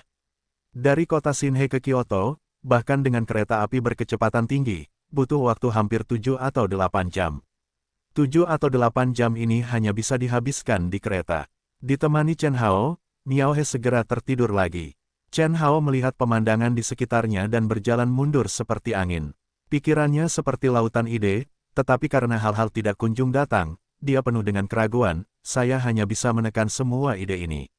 Di tengah malam, Chen Hao yang sedang tidur tiba-tiba terbangun dari mimpinya. Di lorong 1 meter jauhnya, seorang pelayan yang tersenyum berdiri di depannya. Pelayan ini bukan yang dilihat Chen Hao sore ini. Siapa dia, Tuan Chen? Apakah nyaman untuk datang ke sini? Meskipun dia orang yang sama, tetapi kru malam dan kru sore hampir berbeda. Nada bicaranya jelas-jelas nada perintah, sama sekali berbeda dari nada tanya sopan di sore hari. Setelah melihat He Miao, dia mendapati bahwa He Miao tertidur dan menyelimuti He Miao. Chen Hao mengikuti kru ke tengah 2 gerbong. Jika ada yang ingin kau katakan, jangan buang-buang napas jika kau bertele-tele. Melihat satu sama lain, Chen Hao sedikit terkejut. Dia tidak menyangka bahwa dia salah. Dia mengira pihak lain dan pasangan itu bersama. Sekarang tampaknya bukan itu masalahnya. Aku tidak bermaksud bertele-tele. Aku tidak mengambil inisiatif untuk muncul sebelumnya karena ada begitu banyak orang dengan mata campur aduk. Beberapa kata tidak dapat diucapkan di depan begitu banyak orang, jadi aku harap kau dapat mengerti ketika aku memilih waktu seperti itu. Meskipun pihak lain telah mengungkapkan bahwa dia bukan pelayan sejati, dia masih menggunakan sebutan kehormatan dalam nada bicaranya, yang membuat Chen Hao sedikit tidak terbiasa. Pada saat yang sama, dia memiliki sedikit rasa tidak suka pada wanita ini. Yang disebut kepura-puraan, apakah orang seperti itu yang Anda bicarakan? Di malam hari, seorang pria dan seorang wanita sendirian. Ditambah dengan lingkungan seperti itu, mudah bagi orang untuk lebih memikirkannya. Saat ini, kecuali satu atau dua orang yang bermain dengan ponsel, hampir semua orang di dalam mobil sudah beristirahat, dan tidak ada orang lain di antara kedua mobil itu. Itu benar-benar tempat yang bagus untuk melakukan sesuatu. Pramugari itu digoda oleh Chen Hao, dan tidak ada ekspresi malu di wajahnya, masih tersenyum tipis. Sebaiknya kamu tidak pergi ke Kyoto, di mana orang-orang sepertimu tidak bisa tinggal. Jika kamu benar-benar baik kepada orang itu, bawa dia kembali ke kota Shinhe untuk tinggal. Pramugari itu datang untuk menceritakan keseluruhan cerita, yang sejalan dengan apa yang baru saja dikatakannya. Tetapi apakah itu terlalu langsung? Kenapa, kau hanya ingin aku kembali? Bagaimana bisa ada hal yang begitu baik? Berikan aku alasan, atau aku akan pergi ke tempat yang kuinginkan. Alasannya adalah seseorang tidak ingin kau pergi ke Kyoto. Tempat itu bukan untukmu. Pramugari itu tampaknya tidak ingin melanjutkan pembicaraan dengan Chen Hao. Setelah itu, dia berbalik dan ingin pergi. Aku sudah menjelaskannya dengan sangat jelas. Aku harap kau bisa melakukan apa yang aku katakan. Kalau tidak, saat kau sampai di Kyoto, yang perlu kau hadapi bukan lagi bujukan yang lembut seperti itu. Apakah kau akan menggunakan kekerasan? Kebetulan aku belum pernah ke Kyoto. Aku sudah lama ingin berurusan dengan orang-orang di Kyoto. Aku harap kau bisa memuaskanku. Setelah terdiam sejenak, Chen Hao melanjutkan, jika ada cara, aku akan menjelaskannya kepadamu terlebih dahulu. Aku akan siap untuk dibuat marah olehmu. Pramugari itu pergi perlahan, sementara Chen Hao kembali ke posisinya.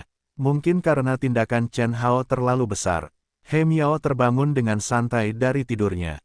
Matanya basah. Dia tidak tahu apa yang dia impikan. Dia menatap Chen Hao dengan air mata. Baiklah, baiklah, tidurlah sebentar. Kita akan berada di Kyoto dalam beberapa jam.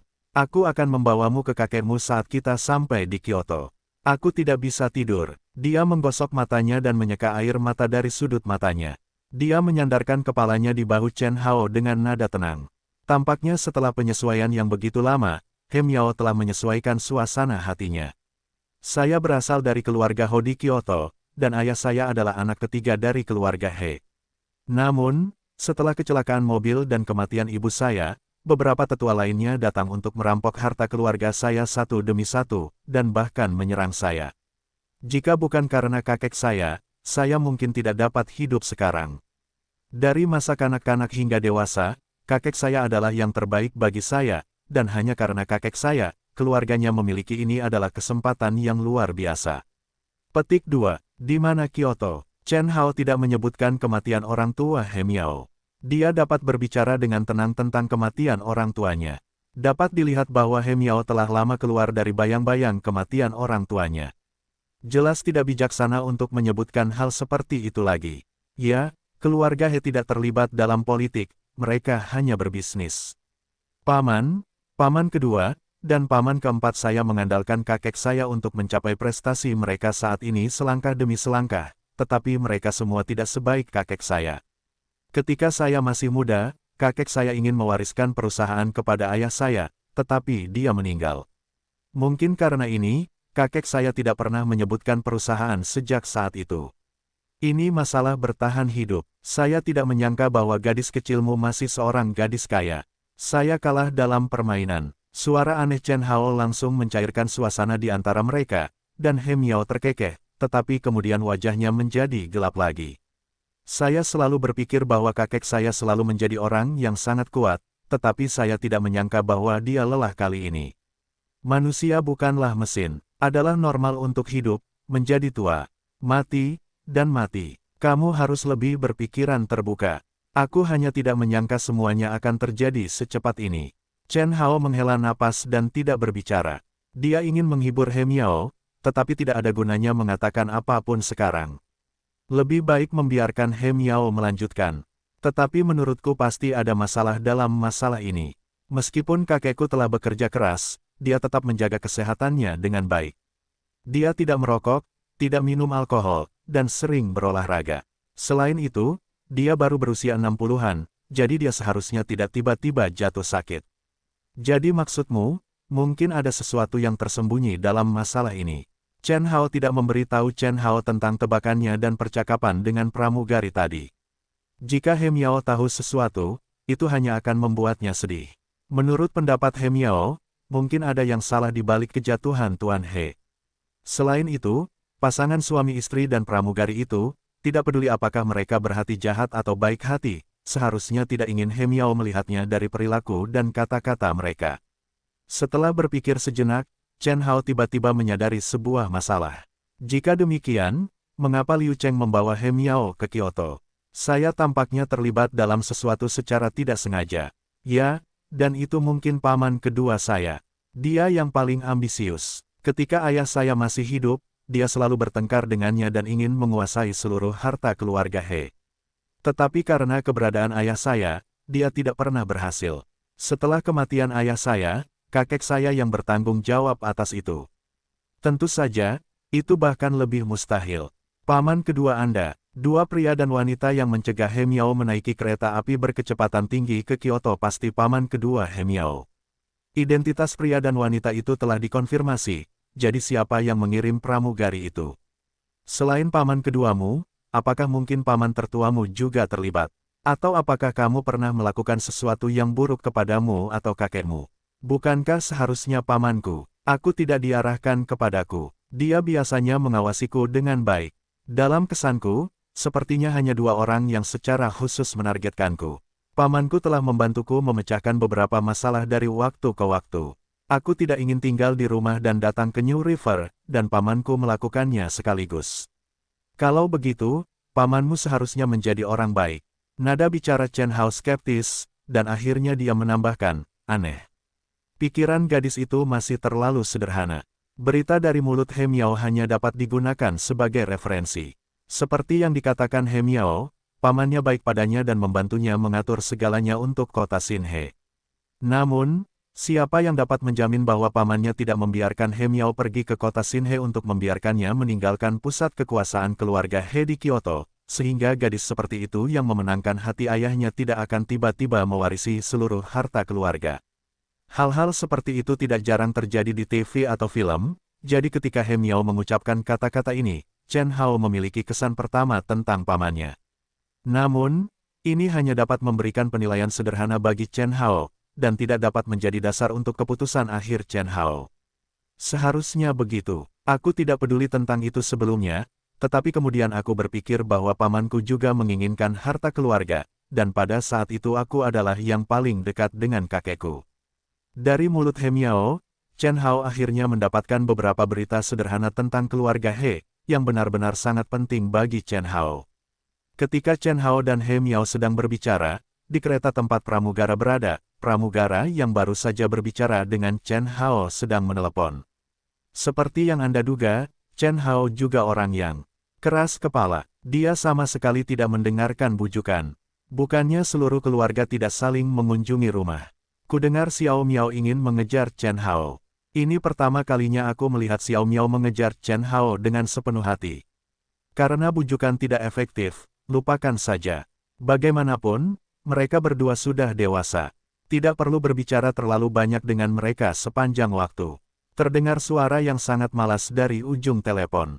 Setelah mendengar ini, untuk pertama kalinya, ada ekspresi lain di wajah pramugara selain senyum, tetapi dia tidak berdaya. Begitukah caramu peduli pada orang lain? Aku sudah memintamu untuk memberitahu mereka, tetapi bagaimana jika mereka tidak mendengarkan? Benar, suara laki-laki di seberang telepon berkata bahwa dia agak nakal. Kemudian nadanya berubah dan dia tiba-tiba bertanya, kapan kamu bisa ke Kyoto? Datang dan temui aku merindukanmu. Bah, pramugari itu tertawa dan memarahi, lalu menutup telepon di ujung telepon yang lain. Saat ini, masih lebih dari 3 jam perjalanan dari Kyoto. Dalam 3 jam ini, He Miao dan Chen Hao banyak berbicara tentang keluarganya, yang membuat Chen Hao memiliki pemahaman yang baik tentang apa yang disebut keluarga. Meskipun mereka mengalami beberapa hal buruk, Chen Hao dan He Miao akhirnya tiba di Kyoto pada pagi hari kedua tahun baru lunar. Bahkan pada hari kedua tahun baru lunar, setelah tiba di Kyoto, 3 pandangan Chen Hao terus diperbarui sejak dia keluar dari stasiun kereta api. Pertama-tama, poin pertama adalah kemakmuran. Chen Hao telah mengunjungi beberapa kota besar yang makmur dalam beberapa tahun terakhir. Dia seharusnya tidak seperti orang desa. Namun, ketika Chen Hao melihat tata letak di sekitarnya, dia menemukan bahwa sebagai ibu kota Tiongkok, Kyoto benar-benar layak menyandang nama ibu kota. Ada pusat perbelanjaan dan supermarket besar di mana-mana, dan mereka belum benar-benar memasuki bagian dalam Kyoto. Dibandingkan dengan penampilan Chen Hao, He Miao jauh lebih acuh tak acuh. Suasana hati He Miao sedikit tidak stabil dan selalu dalam keadaan putus asa. Sampai batas tertentu, Chen Hao kurang memperhatikan sekelilingnya dan lebih memperhatikan He Miao. Ketika dia tiba di Kyoto, He Miao hampir setengah menjadi tuan tanah. Dia membawa Chen Hao ke sebuah hotel di luar Fifth Ring Road, keluar dari mobil, membayarnya, dan langsung pergi ke hotel. Ketika dia turun dari bus, Chen Hao secara khusus melihat nama hotel itu, yang sangat mendominasi, Hotel Wansheng. Mungkin itu, Sheng, dan Sheng. Bahkan pada hari kedua tahun baru Imlek, hotel masih buka. Ada banyak orang yang datang dan pergi di pintu, dan pakaiannya tidak seperti orang biasa. Chen Hao, karena dia terburu-buru keluar rumah, masih mengenakan pakaian di rumah. Meskipun dia mengenakan pakaian baru, He Miao tidak lebih dari 500 yuan secara total. He Miao sedikit lebih baik, tetapi tidak jauh lebih buruk. Di pintu hotel, penjaga pintu tersenyum sopan, tetapi dari mata masing-masing, Chen Hao melihat jejak penghinaan. Seolah-olah He Miao tidak melihat hal-hal ini, dia sudah kedinginan sejak dia keluar dari mobil. Ketika dia datang ke meja depan, kalimat pertama yang dia katakan adalah, "Teriaklah kepada manajermu." Sebagai hotel bintang 5 yang mewah dan mewah, Chen Hao dan He Miao berpakaian seperti orang desa. Begitu pria dan wanita muda memasuki hotel, mereka berteriak untuk menemui manajer, meskipun sikap staf hotel cukup baik. Dapat dilihat setelah dua orang itu, masih dengan sopan menolak permintaan He Miao. "Maaf, Nyonya, manajer kami sedang sibuk sekarang. Apa yang bisa saya lakukan untuk Anda? Saya bisa menyampaikannya kepada Anda." Saya bilang, "Suruh manajer Anda datang ke sini." Ketika dia mengulangi kata-kata itu untuk kedua kalinya, nada bicara He Miao sangat tidak nyaman, sementara pelayan itu malu dan tertawa, mengangguk kepada He Miao dan pergi ke sudut aula. Setelah mengatakan itu, He Miao dan Chen Hao pergi ke sofa di aula untuk para tamu beristirahat. Ketika Chen Hao dan He Miao masuk, ada orang lain di aula. Mendengar nada sombong He Miao, seorang pria parubaya yang duduk di sofa juga berkata dengan sinis, "Anak muda zaman sekarang, saya tidak tahu berapa banyak adegan yang telah mereka alami, tetapi nada bicara mereka sangat besar." Pria parubaya itu seharusnya berusia 30 atau 40 tahun. Dia seharusnya berada di puncak hidupnya. Dia mengenakan pakaian Armani dan memiliki jam tangan emas Rolex di pergelangan tangannya. Dari penampilannya, dia tidak tahu bagaimana cara mencampakkan Chen Hao. Meskipun Chen Hao berada di Kyoto untuk pertama kalinya, pindah tempat tidak berarti dia telah mengubah emosinya. Pihak lain jelas berbicara tentang diri mereka sendiri. Chen Hao secara alami tidak akan bersikap konyol karena tidak mendengarnya. Duduk di sofa dengan dua kaki disilangkan, dewa tua itu berkata, "Sekarang orang-orang tua itu begitu besar, mereka tidak tahu berapa banyak durian yang telah mereka makan, dan mulut mereka bau." Nada yang sama, kalimat yang sama, kalimat di atas membuat wajah pihak lain memerah. "Apa yang kamu bicarakan?" Pihak lain hanya terbiasa menginjak kaki orang lain, tetapi kali ini dia menginjak paku. Dia sangat marah sehingga dia memanggil Dewa Tiga Mayat untuk melompat. Sambil menunjuk Chen Hao, dia memarahinya, "Tempat ini milik orang lain. Jika kamu berada di wilayahku, kamu akan diikat dalam karung pasir dan ditenggelamkan ke sungai." Tampaknya pihak lain juga seorang guru yang suka menceramahi orang. Namun, ketika dia bertemu orang seperti itu, Chen Hao sama sekali tidak takut. Di Kyoto, sebuah batu bata jatuh dan mengenai 10 orang.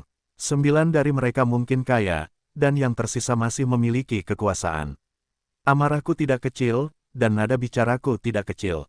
Di wilayahku, aku akan mencincangmu dan memberi makan anjing. Chen Hao sekali lagi dengan dingin membalas. Pihak lain terus-menerus memprovokasi, tetapi membuat hati Chen Hao meluap dengan amarah, menunjukkan wajah tanpa malu, mengatakan haruskah orang seperti itu. Pria itu jelas tidak banyak berpikir. Dia sangat marah sehingga dia menunjuk Chen Hao dengan jari-jarinya yang gemetar. Chen Hao mengangkat bahu dan tidak peduli. Di sebelahnya, Miao, dia memejamkan matanya. Dia tidak peduli dengan pertengkaran Chen Hao dengan orang lain. Tetapi inilah yang diinginkan Chen Hao. Jika He Miao ikut campur, mungkin akan lebih merepotkan. Orang tua, kembalilah mandi dan tidur. Jangan membuat malu di sini. Chen Hao selalu menjadi tuan yang masuk akal dan tidak kenal ampun. Karena pihak lain tidak dapat berbicara, jangan salahkan dirinya sendiri atas kata-katanya yang tajam. Pria parubaya itu sangat populer. Dia menunjuk Chen Hao untuk waktu yang lama. Kemudian dia berkata, "Nak, kamu memiliki kemampuan untuk menunggu di sini. Aku akan membunuhmu. Kamu di sini." Jika Hotel Wansheng ini begitu besar, Chen Hao tidak percaya bahwa pihak lain benar-benar berani membuat masalah di sini. Benar saja, ketika pihak lain hendak mengeluarkan ponselnya untuk berteriak, seorang pelayan datang dan dengan sopan menasihati, "Tuan ini, kamu tidak boleh membuat keributan di sini, dan silakan pergi ke tempat lain untuk membuat masalah. Kalau kamu masih tidak sopan, kamu harus membiarkan petugas keamanan mengajakmu keluar." Pria parubaya itu jelas tidak menyangka bahwa pelayan itu akan mengganggunya alih-alih Chen Hao. Dia berkata dengan marah di tempat, "Anak laki-laki tadi, mengapa kamu tidak menghentikannya?" Dia memiliki suara yang lebih keras. "Maaf, itu bukan dalam yurisdiksiku. Tolong bekerja sama dengan kami. Kami semua adalah pengusaha pintu terbuka. Jangan terlalu malu. Bersikap baik dan menghasilkan uang itu baik." Pelayan itu juga dapat berkata, penjelasan yang sopan, dapat mengucapkan kata-kata itu seperti ujung jarum, berulang-ulang ke hati pria parubaya itu. "Hotel rusak macam apa kamu? Ada aturan seperti itu. Aku akan berhenti." Petik 2. Begitu pria parubaya itu melemparkan lengan bajunya, dia ingin pergi. Akibatnya, dia secara tidak sengaja membawa asbak di atas meja dalam keadaan terbalik. Asbak yang halus itu langsung retak di tanah, dan ada retakan yang sangat mencolok di sisi yang halus. Pria parubaya itu jelas tidak menyadarinya dan ingin pergi. Namun, sebelum dia siap untuk pergi, pelayan itu menangkapnya. "Maaf, Tuan, Anda memecahkan sesuatu. Tolong selesaikan tagihannya dan pergi. Jika Anda memecahkan sesuatu, apakah Anda akan memeras saya?" Pria parubaya itu mengayunkan lengan bajunya dan mencoba menyingkirkan pelayan itu, tetapi dia tidak menyingkirkannya secara tiba-tiba. Dia tiba-tiba merasa wajahnya tidak cerah, dan dia memukul pelayan itu dengan punggung tangannya. "Keluar dari sini." Namun, sebelum tamparan itu jatuh di wajah, pelayan itu melangkah mundur untuk menghindarinya, lalu membungkuk untuk mengambil asbak dan meletakkannya di depan pria parubaya itu. "Maaf, Tuan, ini adalah karya seni edisi terbatas. Kesalahan Anda telah sangat memengaruhi nilainya. Harga pasaran barang ini adalah 3.000 yuan. Mohon ganti rugi sesuai harga asli." "Bagaimana mungkin harganya 3.000 yuan? Kamu memeras." Tanda tanya. "Tolong ganti rugi sesuai harga asli, tunai atau kartu kredit." "Kerja sama," tanya jawab pelayan, dan pria parubaya itu bagus. Chen Hao menatap pelayan dan yang disebut tiran lokal itu, dengan senyum di bibirnya. "Tempat ini penuh dengan krisis, bukan? Sekarang aku berpikir apakah aku datang ke sini bersamamu ke sarang serigala." Setelah menyodok He Miao, Chen Hao bercanda sambil tersenyum bahwa He Miao membuka matanya dan menatap pelayan dan pria parubaya itu dengan ironi di matanya. "Itu sebabnya aku tidak ingin datang ke sini." Dari kata-kata He Miao, kita dapat dengan jelas merasakan ironi yang sangat kuat. Chen Hao tersenyum dan tidak melanjutkan. Ketika dia datang ke sini, He Miao sudah memberitahu Chen Hao tentang Hotel Wansheng. Sebagai satu-satunya industri milik He Miao di Kyoto, Hotel Wansheng ini telah dikosongkan oleh He Zhao, paman kedua He Miao. Bahkan ketika dia tiba di sini tempat itu, He Miao masih pemilik nominal, tetapi orang-orang di tempat ini, dari manajer hingga pelayan, telah digantikan oleh orang-orang He Zhao. Jika bukan karena permintaan Chen Hao, bahkan He Miao tidak mau datang ke tempat ini. "Pertahankan saja ekspresi dinginmu. Aku akan mengurus sisanya. Tapi sebelum kita berurusan dengan tempat ini, mari kita lihat drama yang bagus dulu. Apakah itu benar-benar akan berhasil?" Begitu He Miao mengatakan ini, suasana hati kakeknya yang gelisah segera terungkap. Chen Hao berkata dengan sedikit dendam, "Lihatlah dirimu, teruslah memasang wajahmu. Apa yang kamu lakukan sekarang? Kamu mencari masalah. Jika kamu tidak kejam, bagaimana orang lain bisa mendengarkanmu?" Kamu masih tidak bisa melakukan apa-apa. Oh, He Miao menjawab, dan ekspresi di wajahnya menjadi kaku lagi. Kelembutan itu sepenuhnya tersembunyi. Bagaimana bisa ada begitu banyak orang tanpa mata di dunia? Bagaimana bisa ada begitu banyak orang sombong yang berani memarahi ketika mereka melihat orang lain? Jika seorang pria parubaya berbisik, Chen Hao mungkin benar-benar berpikir bahwa gaya He Miao tidak dapat diterima olehnya, tetapi orang buta tidak dapat melihat masalahnya karena tujuannya yang jelas. Ya, itu adegan lain. Itu adalah drama bagus yang dipentaskan oleh seorang tiran lokal yang tidak tahu dari sudut mana dan seorang pelayan yang sombong. Sering dikatakan bahwa dia akan mengalami demoralisasi. Itu adalah manajer Hotel Wansheng, atau orang yang berdiri di belakang manajer, He Zhao. Targetnya, tentu saja, adalah Chen Hao dan He Miao yang sudah duduk di aula. Keterikatan antara orang setengah baya dan para pelayan berakhir dengan tiran lokal setengah baya yang harus membayar kompensasi dan para pelayan kembali ke pekerjaan mereka dengan senyuman yang menawan. Melihat pria parubaya itu pergi, Chen Hao tertawa, "Hei, siapa kamu? Mengapa kamu tidak mencari seseorang? Temukan seseorang dengan cepat." Sebelum kata-kata Chen Hao selesai, pelayan yang baru saja terjerat dengan pria parubaya itu datang ke Chen Hao. "Tuan, harap perhatikan citra Anda. Ini adalah hotel bintang 5. Tidak boleh berisik. Jika Anda ingin kamar, Anda dapat langsung pergi ke meja depan untuk memesan kamar. Kami juga memiliki 6 suite presidensial untuk dipilih saja. Jika tidak, saya dapat mengundang Anda untuk minum kopi atas nama hotel. Jangan katakan apa-apa lagi. Setidaknya layanannya sangat layak untuk bintang 5 hotel. Itu adalah citra paling populer dari Krim Xiaosheng. Bahkan terlihat seperti bintang asing. Namanya tertulis di lencananya, Huang Tao. Huang Tao, saya paling suka makan buah persik kuning kalengan. Saya ingin tahu apakah kita bisa makan buah persik kuning kalengan. Petik 2. Penampilan pihak lain dan pria parubaya tadi hanya untuk menunjukkan kepada Chen Hao dan He Miao kekuatan hotel dan membuka jalan bagi masalah untuk menemukan Chen Hao. Umumnya, ketika orang yang sangat kuat menemukan masalah orang lain dan datang untuk menemukan masalahnya sendiri, dia akan takut secara tidak sadar. Terlebih lagi, orang yang mencari masalah sebelumnya tetaplah orang yang sangat kuat. Jika Huang Tao muncul dan langsung meminta masalah kepada Chen Hao tidak akan mengurusnya. "Siapa kamu, pelayan kecil?" Tetapi ketika Huang Tao memaksa seorang tiran lokal untuk mengikuti aturan hotel, dia tidak hanya melarikan diri dengan frustrasi, tetapi bahkan mengganti rugi barang-barang hotel dengan harga semula. Dengan cara ini, dia akan menemukan masalah Chen Hao lagi. Rasanya benar-benar berbeda, namun, sangat disayangkan Chen Hao tidak memakannya sama sekali. "Tuan, tolong tunjukkan rasa hormat. Aku mengikuti prosedur hiburan yang normal." Prosedur hiburan yang normal adalah menyuruh orang menunggu di sini. Jika kamu menunggu seseorang, kamu bisa menunggu di sini, tetapi tolong jangan membuat keributan. Jika tidak, menurut sistem hotel, aku berhak mengusirmu. Kita mulai. Pihak lain mengatakan begitu banyak, semuanya demi kalimat terakhir untuk melakukan firasat. Singkirkan Chen Hao dan He Miao. Ya, bagaimana jika aku tidak pergi? Aku tidak hanya ingin membuat banyak keributan, tetapi juga ingin bernyanyi dengan keras.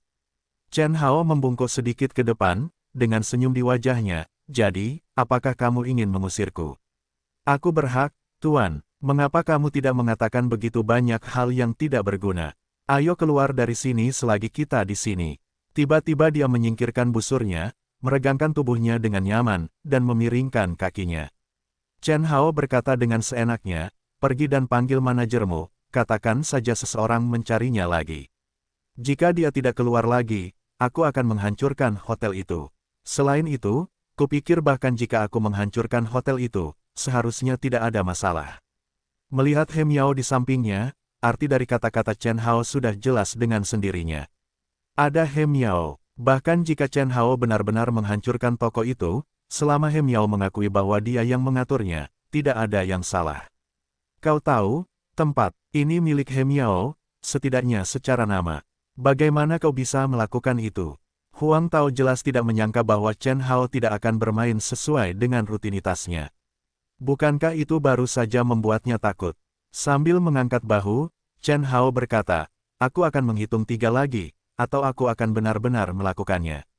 Dia mengambil karya seni di atas meja dan meletakkannya di tangannya. Chen Hao tersenyum di sudut mulutnya, seolah-olah karya seni di tangannya akan terbang keluar saat berikutnya. Namun, tepat sebelum Chen Hao mulai, seseorang akhirnya keluar untuk menghentikannya. Apa yang bisa saya lakukan untuk Anda, Tuan? Di bawah tekanan Chen Hao, manajer Hotel Wansheng akhirnya berdiri. Jika tidak, Chen Hao akan benar-benar menghancurkan toko, yang akan menjadi masalah besar. Saya tidak mencari Anda, orang di sebelah saya yang mencari Anda. He Miao membuka matanya seolah-olah dia telah selesai memulihkan diri. Dia berbalik untuk melihat pria botak dengan jas biru dan dasi di lehernya. Jika Anda tidak melihat gaya rambut orang lain, Anda mungkin tertarik pada satu atau dua gadis kecil jika Anda melemparkannya kemana-mana. Tetapi dengan gaya rambut seperti itu, siapapun hanya akan merasa lucu ketika mereka melihatnya. Oh, bukankah itu Nona He? Bagaimana Anda kembali? Apakah ada yang salah dengan pembayaran hotel? Tidak ada masalah, jadi saya datang ke sini untuk melihat-lihat. Menurut instruksi Chen Hao, He Miao, si penjahat, bertekad hari ini. Dengan wajah dingin, dia berdiri dan merapikan pakaiannya, yang tidak mahal. He Miao mengerutkan kening dan bertanya, hotel sebesar itu menghasilkan lebih dari 3 juta yuan setahun. Keuntungan 12 bulan hanya 300.000. Apakah tidak ada musim puncak, tidak ada musim sepi? Yah, Anda tahu, Nona He, lokasi Hotel Wansheng terlalu terpencil. Butuh banyak konsumsi untuk mempertahankan standar bintang hotel, jadi akan menghasilkan keuntungan 3 juta yuan. Jika Anda tidak percaya, Anda dapat membaca buku rekening. Bukankah tidak mungkin membuat akun palsu? Chen Hao menambahkan kalimat di belakang, dan wajah manajer sendok botak itu tiba-tiba menjadi jelek. Namun, mengingat kehadiran He Miao, dia hanya bisa melupakan amarahnya. Tidak perlu buku rekening. Anda telah membuat kerugian besar untuk Hotel Bintang 5. Saya pikir Anda telah melakukannya, manajer. Apa maksud Anda, Nona He? Apakah Anda akan membawa saya pergi? Mendengar ini, sedikit rasa hormat yang ditinggalkan He Miao untuknya menghilang.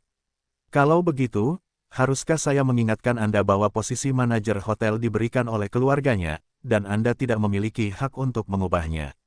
Jika perlu, Anda hanya dapat meminta Tuan untuk menandatanganinya.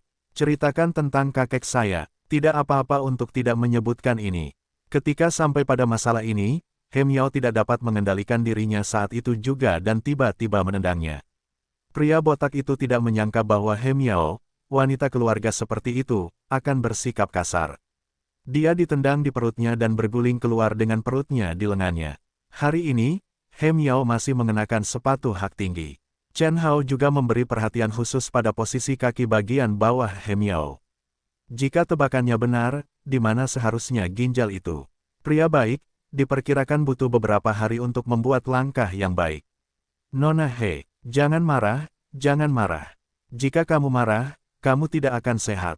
Sekarang He Miao sudah bergerak, saatnya Chen Hao muncul. Dengan senyum seperti pria kecil, Chen Hao berlari ke He Miao, mengangguk dan membungkuk untuk menghiburnya. Kemudian dia berlari ke pria Ladybug botak, membantunya berdiri, mengerutkan kening dan berkata dengan tidak puas. Lihat apa yang telah kamu lakukan pada orang-orang. Apakah ini akan berhasil? Hotel Wansheng tutup hari ini, semua orang berkumpul di aula. Terlepas dari kelemahan di awal, Chen Hao menghiburnya sepanjang jalan. Selain itu, He Miao, yang dulunya adalah He Miao, yang penuh kekuatan dan pantang menyerah, mengetahui bahwa mungkin ada sesuatu yang mencurigakan tentang penyakit kakeknya. Tidak ada yang menyangka bahwa gadis seperti itu akan mengucapkan kata-kata seperti itu. Orang-orang kaya yang ingin tinggal di sini tercengang dan tidak percaya ketika mereka mendengar kata-kata seperti itu. Bagaimanapun, usia He Miao masih terlalu muda, keluarga seorang gadis kecil bahkan mengucapkan kata-kata seperti itu, siapa yang tidak akan percaya? Namun, gadis inilah yang memiliki aura yang kuat, yang membuat orang harus percaya bahwa apa yang dikatakannya benar. Pria Ladybug botak itu dipegang oleh Chen Hao. Awalnya, dia mengira Chen Hao baik hati, tetapi ketika Chen Hao meletakkan satu tangan di arteri karotisnya, dia berkata dengan suara rendah, silakan ikuti instruksi Nona He, jika tidak, saya tidak dapat menjamin bahwa akan ada masalah dengan genggaman ini. Mulut Chen Hao terkunci, dan leher pria botak itu tiba-tiba merasakan sakit yang tajam, seolah-olah seluruh lehernya akan terputus. Wah, begitu. Aku tahu. Wah, benar sekali. Chen Hao masih tersenyum, seolah-olah dia tidak melakukan apapun selain membantu pria ladybug botak itu. Dia mengendurkan tangan kanannya dan mencengkeram leher orang itu, menopangnya dengan tangan kirinya, dan membawanya ke He Miao. Kata-kata He Miao tidak berhasil di Hotel Wansheng, yang merupakan hal yang wajar, karena He Miao tidak pernah menunjukkan identitasnya di hotel secara terbuka sebelumnya, jadi tidak masalah apa yang dia katakan saat ini. Melihat ini, tangan Chen Hao menyentuh leher pria botak itu lagi. Pria botak itu mengalami perang dingin di sekujur tubuhnya, dan segera meraung, apakah kamu tidak mendengar Nona He? Semuanya, sekarang letakkan pekerjaan kalian dan datanglah ke sini. Hotel Wansheng tutup hari ini. Begitu dia mengatakan ini, orang-orang di hotel bereaksi dan berlari ke aula satu persatu. Mulai hari ini, saya akan bertanggung jawab penuh atas Hotel Wansheng, dan waktu akan berlangsung sampai saya meninggalkan tempat ini. He Miao, yang tegas dan cakap, memberi perintah secara langsung. Namun, karyawan Hotel Wansheng tidak yakin apa yang dimaksud He Miao. Pria botak itu menatap Chen Hao, menatap wajah Chen Hao yang tersenyum, dan dengan cepat mengulangi apa yang dikatakan He Miao. Mulai hari ini, semua orang akan mendengarkan Nona He. Nona He adalah penguasa sejati tempat ini. Meskipun orang-orang ini tidak mengerti apa yang sedang terjadi, mereka harus mendengarkan kata-kata manajer. Adalah baik bagi mereka untuk menyetujui satu persatu. Chen Hao tidak tahu apakah harus melakukannya atau tidak, tetapi apa yang dia butuhkan sekarang sangat banyak. Chen Hao telah membuat pengaturan sebelum dia datang ke sini, karena dia tidak memiliki dasar di Beijing. Tanpa dasar, dia tidak dapat melakukan apapun. Tetapi yang harus mereka hadapi adalah keluarganya, jadi sangat penting untuk memiliki tempat sendiri. Ketika mereka berada di kereta, Chen Hao dan He Miao berhasil melewati dan mengatur apa yang perlu mereka lakukan. Namun, ini baru langkah pertama. Selanjutnya, Chen Hao harus berbuat lebih banyak, tetapi sekarang, dia hanya bisa melakukan ini terlebih dahulu. Setelah memesan semua ini, dia langsung mendirikan yayasannya sendiri. He Miao melambaikan tangan kepada orang banyak, lalu dia naik ke atas. Meskipun He Miao tidak pernah menjadi kepala sekolah, dia sangat mengenal tempat ini. Chen Hao dan si kepik botak mengikutinya. Mereka bertiga menemukan sebuah kamar di lantai atas. Petugas di belakang mereka memberikan kartu kamar kepada Chen Hao, yang dianggap sebagai tempat peristirahatan. Ketika dia memasuki kamar dan tidak ada seorang pun di sekitar, He Miao merasa rileks. Dia merasa seolah-olah telah kehilangan energi dan semangatnya dan jatuh ke sofa. Katakan padaku, apa yang tuanmu atur agar kamu lakukan? Apa tuan? Aku tidak begitu mengerti maksudmu. Memang benar bahwa Chen Hao menunjukkan cara yang licik sehingga ladybug botak agak sulit dihadapi. Namun, di depan hal-hal penting, ladybug botak masih tidak berani membuat kesalahan. Dia tahu apa yang dia andalkan selangkah demi selangkah. Sekarang, jika dia mengkhianati orang-orang di belakangnya, apa yang akan terjadi padanya? Ladybug botak bahkan tidak bisa memikirkannya. Dia yakin bahwa dia akan dikalahkan. Tangan pria itu lebih menyedihkan. He Zhao, kan, nama itu keluar dari mulut orang desa yang tidak terlihat luar biasa. Pria ladybug botak tercengang di tempat. Chen Hao melanjutkan, He Zhao memintamu untuk memberi kami perjalanan untuk berurusan dengan kami. Katakan padaku apa kata-kata aslinya. Setelah itu, kami puas. Kamu masih manajer hotelmu. Kami hanya berasumsi bahwa tidak ada yang terjadi, jika tidak, kamu tidak bisa keluar dari kamar ini hari ini. Petik 2. Ini, si kepik botak itu sangat sulit. Ini paradoks. Bagaimana dia harus memilih? Tidak peduli pihak mana yang dipilih, itu tidak akan berakhir baik pada akhirnya. Si kepik botak sekarang menyesali mengapa dia mengambil tugas seperti itu. Saya pikir seorang gadis kecil sangat mudah dihadapi sebelumnya, tetapi pria ini melompat keluar dari celah batu mana. Bicaralah dengan cepat, kesabaran saya terbatas. Sekarang setelah dia datang ke Beijing, Chen Hao tidak akan kembali dengan tangan kosong. Dia harus mencari tahu apa yang sedang terjadi. Baiklah, menghadapi Chen Hao yang galak, si kepik botak akhirnya mengkhianati He Zhao. Dia memintaku untuk mencoba yang terbaik untuk menghentikan He Miao pergi ke rumahnya. Selama He Miao dapat dihentikan, posisi manajer hotel akan selalu menjadi milikku. Aku masih bisa mendapatkan sebagian hak milik Hotel Wansheng. Aku benar-benar tidak ingin membuat masalah untukmu. Aku hanya ingin kau pergi ke rumahnya nanti. Pria botak itu tampak seperti menantu perempuan yang dizalimi, tetapi itu sama sekali tidak memengaruhi Chen Hao, karena tidak peduli seberapa baik dia mengatakannya. Itu tetap tidak dapat mengubah kenyataan bahwa dia melakukan segala sesuatunya sesuai dengan instruksi He Zhao. Apakah kau tahu mengapa dia baru saja memintamu untuk menghentikannya kembali ke rumahnya? Terus ajukan pertanyaan kedua. Chen Hao tidak tahu apa-apa sekarang. Satu-satunya yang bisa dia lakukan adalah mengumpulkan informasi sebanyak mungkin, dan kemudian dia bisa melakukan sesuatu yang berguna. Tidak ada gunanya jika He Miao dalam keadaannya saat ini dan kembali ke rumahnya. Oleh karena itu, hal berikutnya yang harus dilakukan adalah mengandalkan dirinya sendiri. Aku benar-benar tidak tahu tentang ini. Aku hanya mengikuti perintahnya. Aku tidak tahu apa-apa lagi. Pergi. Setelah mengusirnya keluar dari ruangan, Chen Hao duduk di sebelah He Miao dan berkata dengan nada santai, paman keduamu masih punya sedikit hati nurani. Tidak membunuhmu. Bagus, bagus. Dia hanya tidak ingin orang tua itu benar-benar kecewa padanya.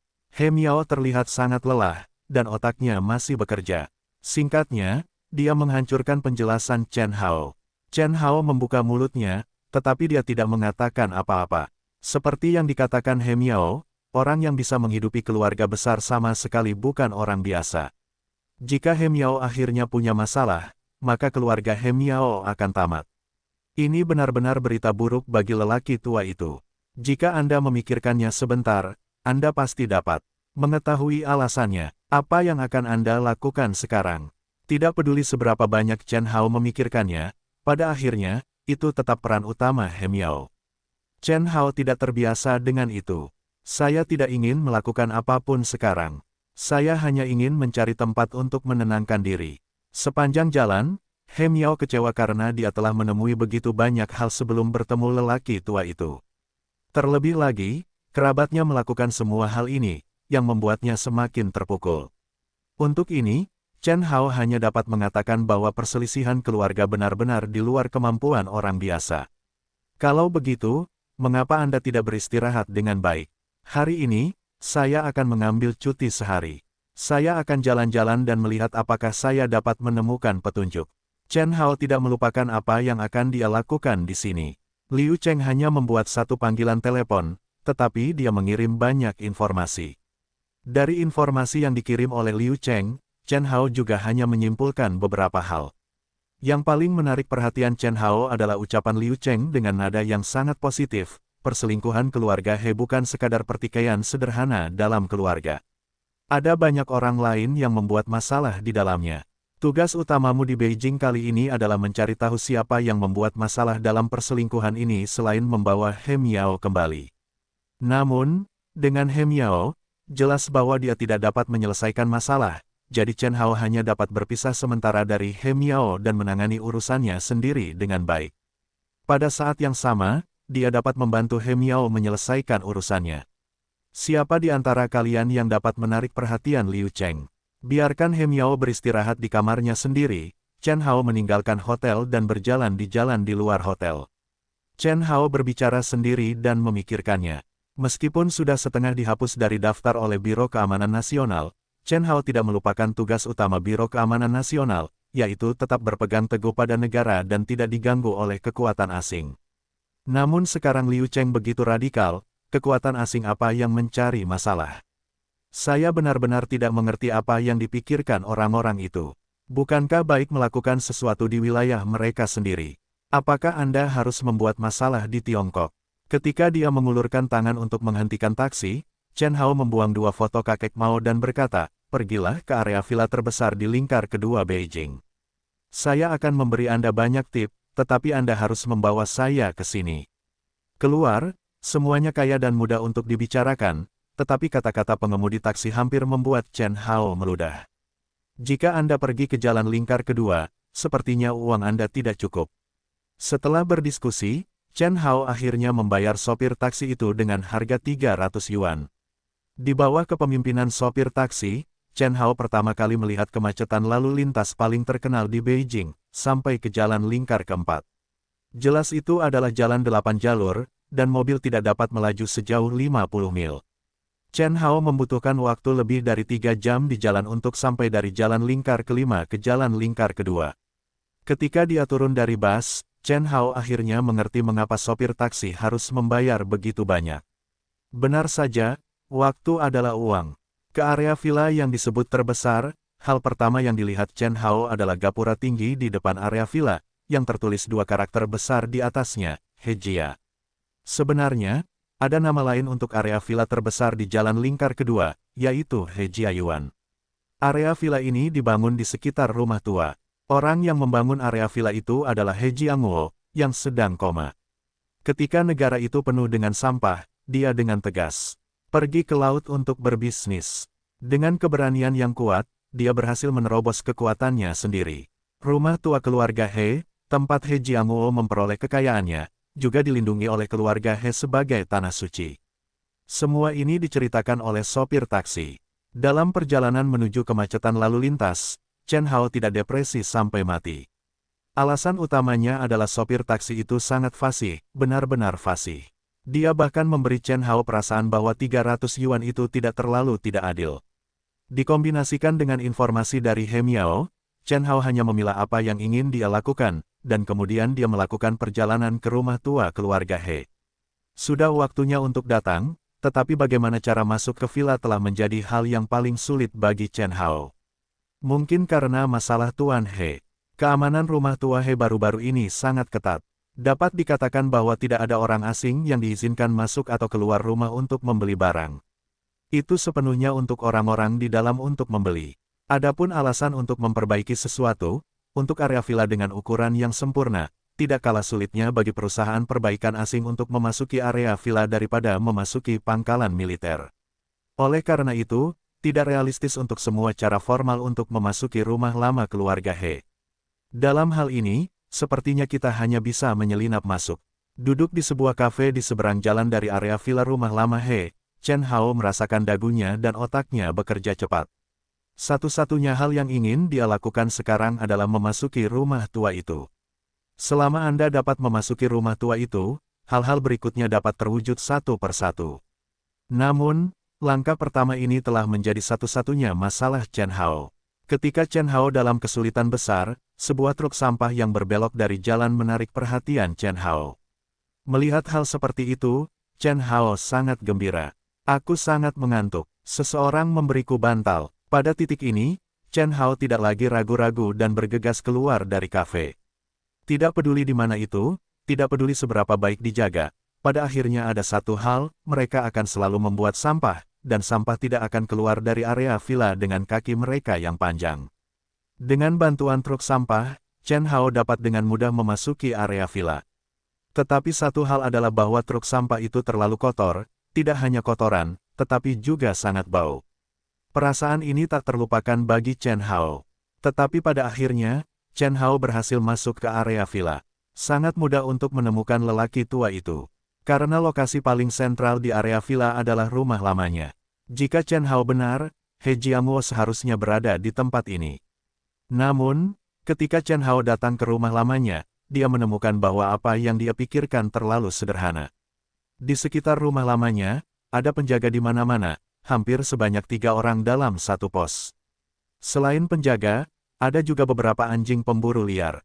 Meskipun anjing-anjing pemburu ini berbaring di tanah dengan malas dan setengah mati, jika mereka benar-benar melihat sesuatu untuk diperhatikan, mereka akan bergegas dalam waktu sesingkat-singkatnya. Melihat pengaturan seperti ini, hati Chen Hao akan menjadi setengah dingin. Dapat terjadi, bagaimana mungkin Chen Hao menyerah seperti ini? Jongkok di hamparan bunga tidak jauh dari rumah lamanya, Chen Hao melihat sekeliling, berharap menemukan alat untuk membantunya memasuki rumah lamanya. Tetapi kali ini, Chen Hao tidak seberuntung itu, karena rumah lamanya dan area villa seperti dua tempat yang terpisah, tidak ada komunikasi sama sekali, dan para penjaga dan anjing pemburu itu adalah cara terbaik untuk memisahkan mereka keluar dari kelompok. Sudah kubilang, selama kau bisa mencegah He Miao datang ke rumah lamanya, kau bisa melakukannya dengan bebas, tapi sekarang kau bilang tidak boleh. Apa kau sudah menyelesaikan tugasmu sebagai manajer? Bukan seperti itu. Tuan kedua, Nona He tidak datang ke sini sendirian. Dia juga ditemani oleh seorang pemuda. Dia sangat galak dan tidak memberi orang kesempatan untuk melawan. Bahkan jika aku ingin melakukannya, aku tidak bisa melakukannya. Karena kau tidak bisa melakukannya, apa gunanya kau? Dia menutup telepon dengan marah. Seorang pria parubaya dengan kumis di dagunya menutup telepon dan menatapnya dari hamparan bunga. Chen Hao selalu merasa bahwa dia tidak asing dengannya. Dia menyipitkan matanya dan berpikir sejenak. Chen Hao tiba-tiba teringat bahwa dia mirip dengan He Miao. Apakah orang ini yang disebut keluarga He Miao? Sambil berpikir, seorang pria muda datang dari pintu depan rumah lama He. Dia mendatangi pria parubaya itu dengan hormat, dengan wajah meminta maaf. Tuan kedua, Tuan masih tidak mengizinkan kita masuk, atau sebaiknya kita pergi saja. 2. Melihat kata ini dan lingkungan sekitar, Chen Hao tiba-tiba teringat dengan apa yang sering dikatakan He Miao, paman keduanya, He Zhao. Apakah He Zhao orang di depanmu? Pasti He Qiang. Siapa yang berani berbicara seperti itu padaku selain dia? Percakapan pihak lain semakin menegaskan dugaan Chen Hao. Chen Hao tidak menyangka bahwa dia baru saja datang ke Villa He dan bertemu dengan seseorang bernama He Zhao, yang harus dia temui dalam perjalanan ini. Karena tidak mudah untuk bertemu, lebih baik jangan sampai melewatkannya. Pada titik ini, Chen Hao tidak terlalu memikirkannya. Dia melompat keluar dari hamparan bunga dan mendatangi He Zhao. Bagaimana kabar kalian berdua? Wajah Chen Hao serius dan seperti bisnis. Aku punya 2 pertanyaan untuk ditanyakan kepadamu.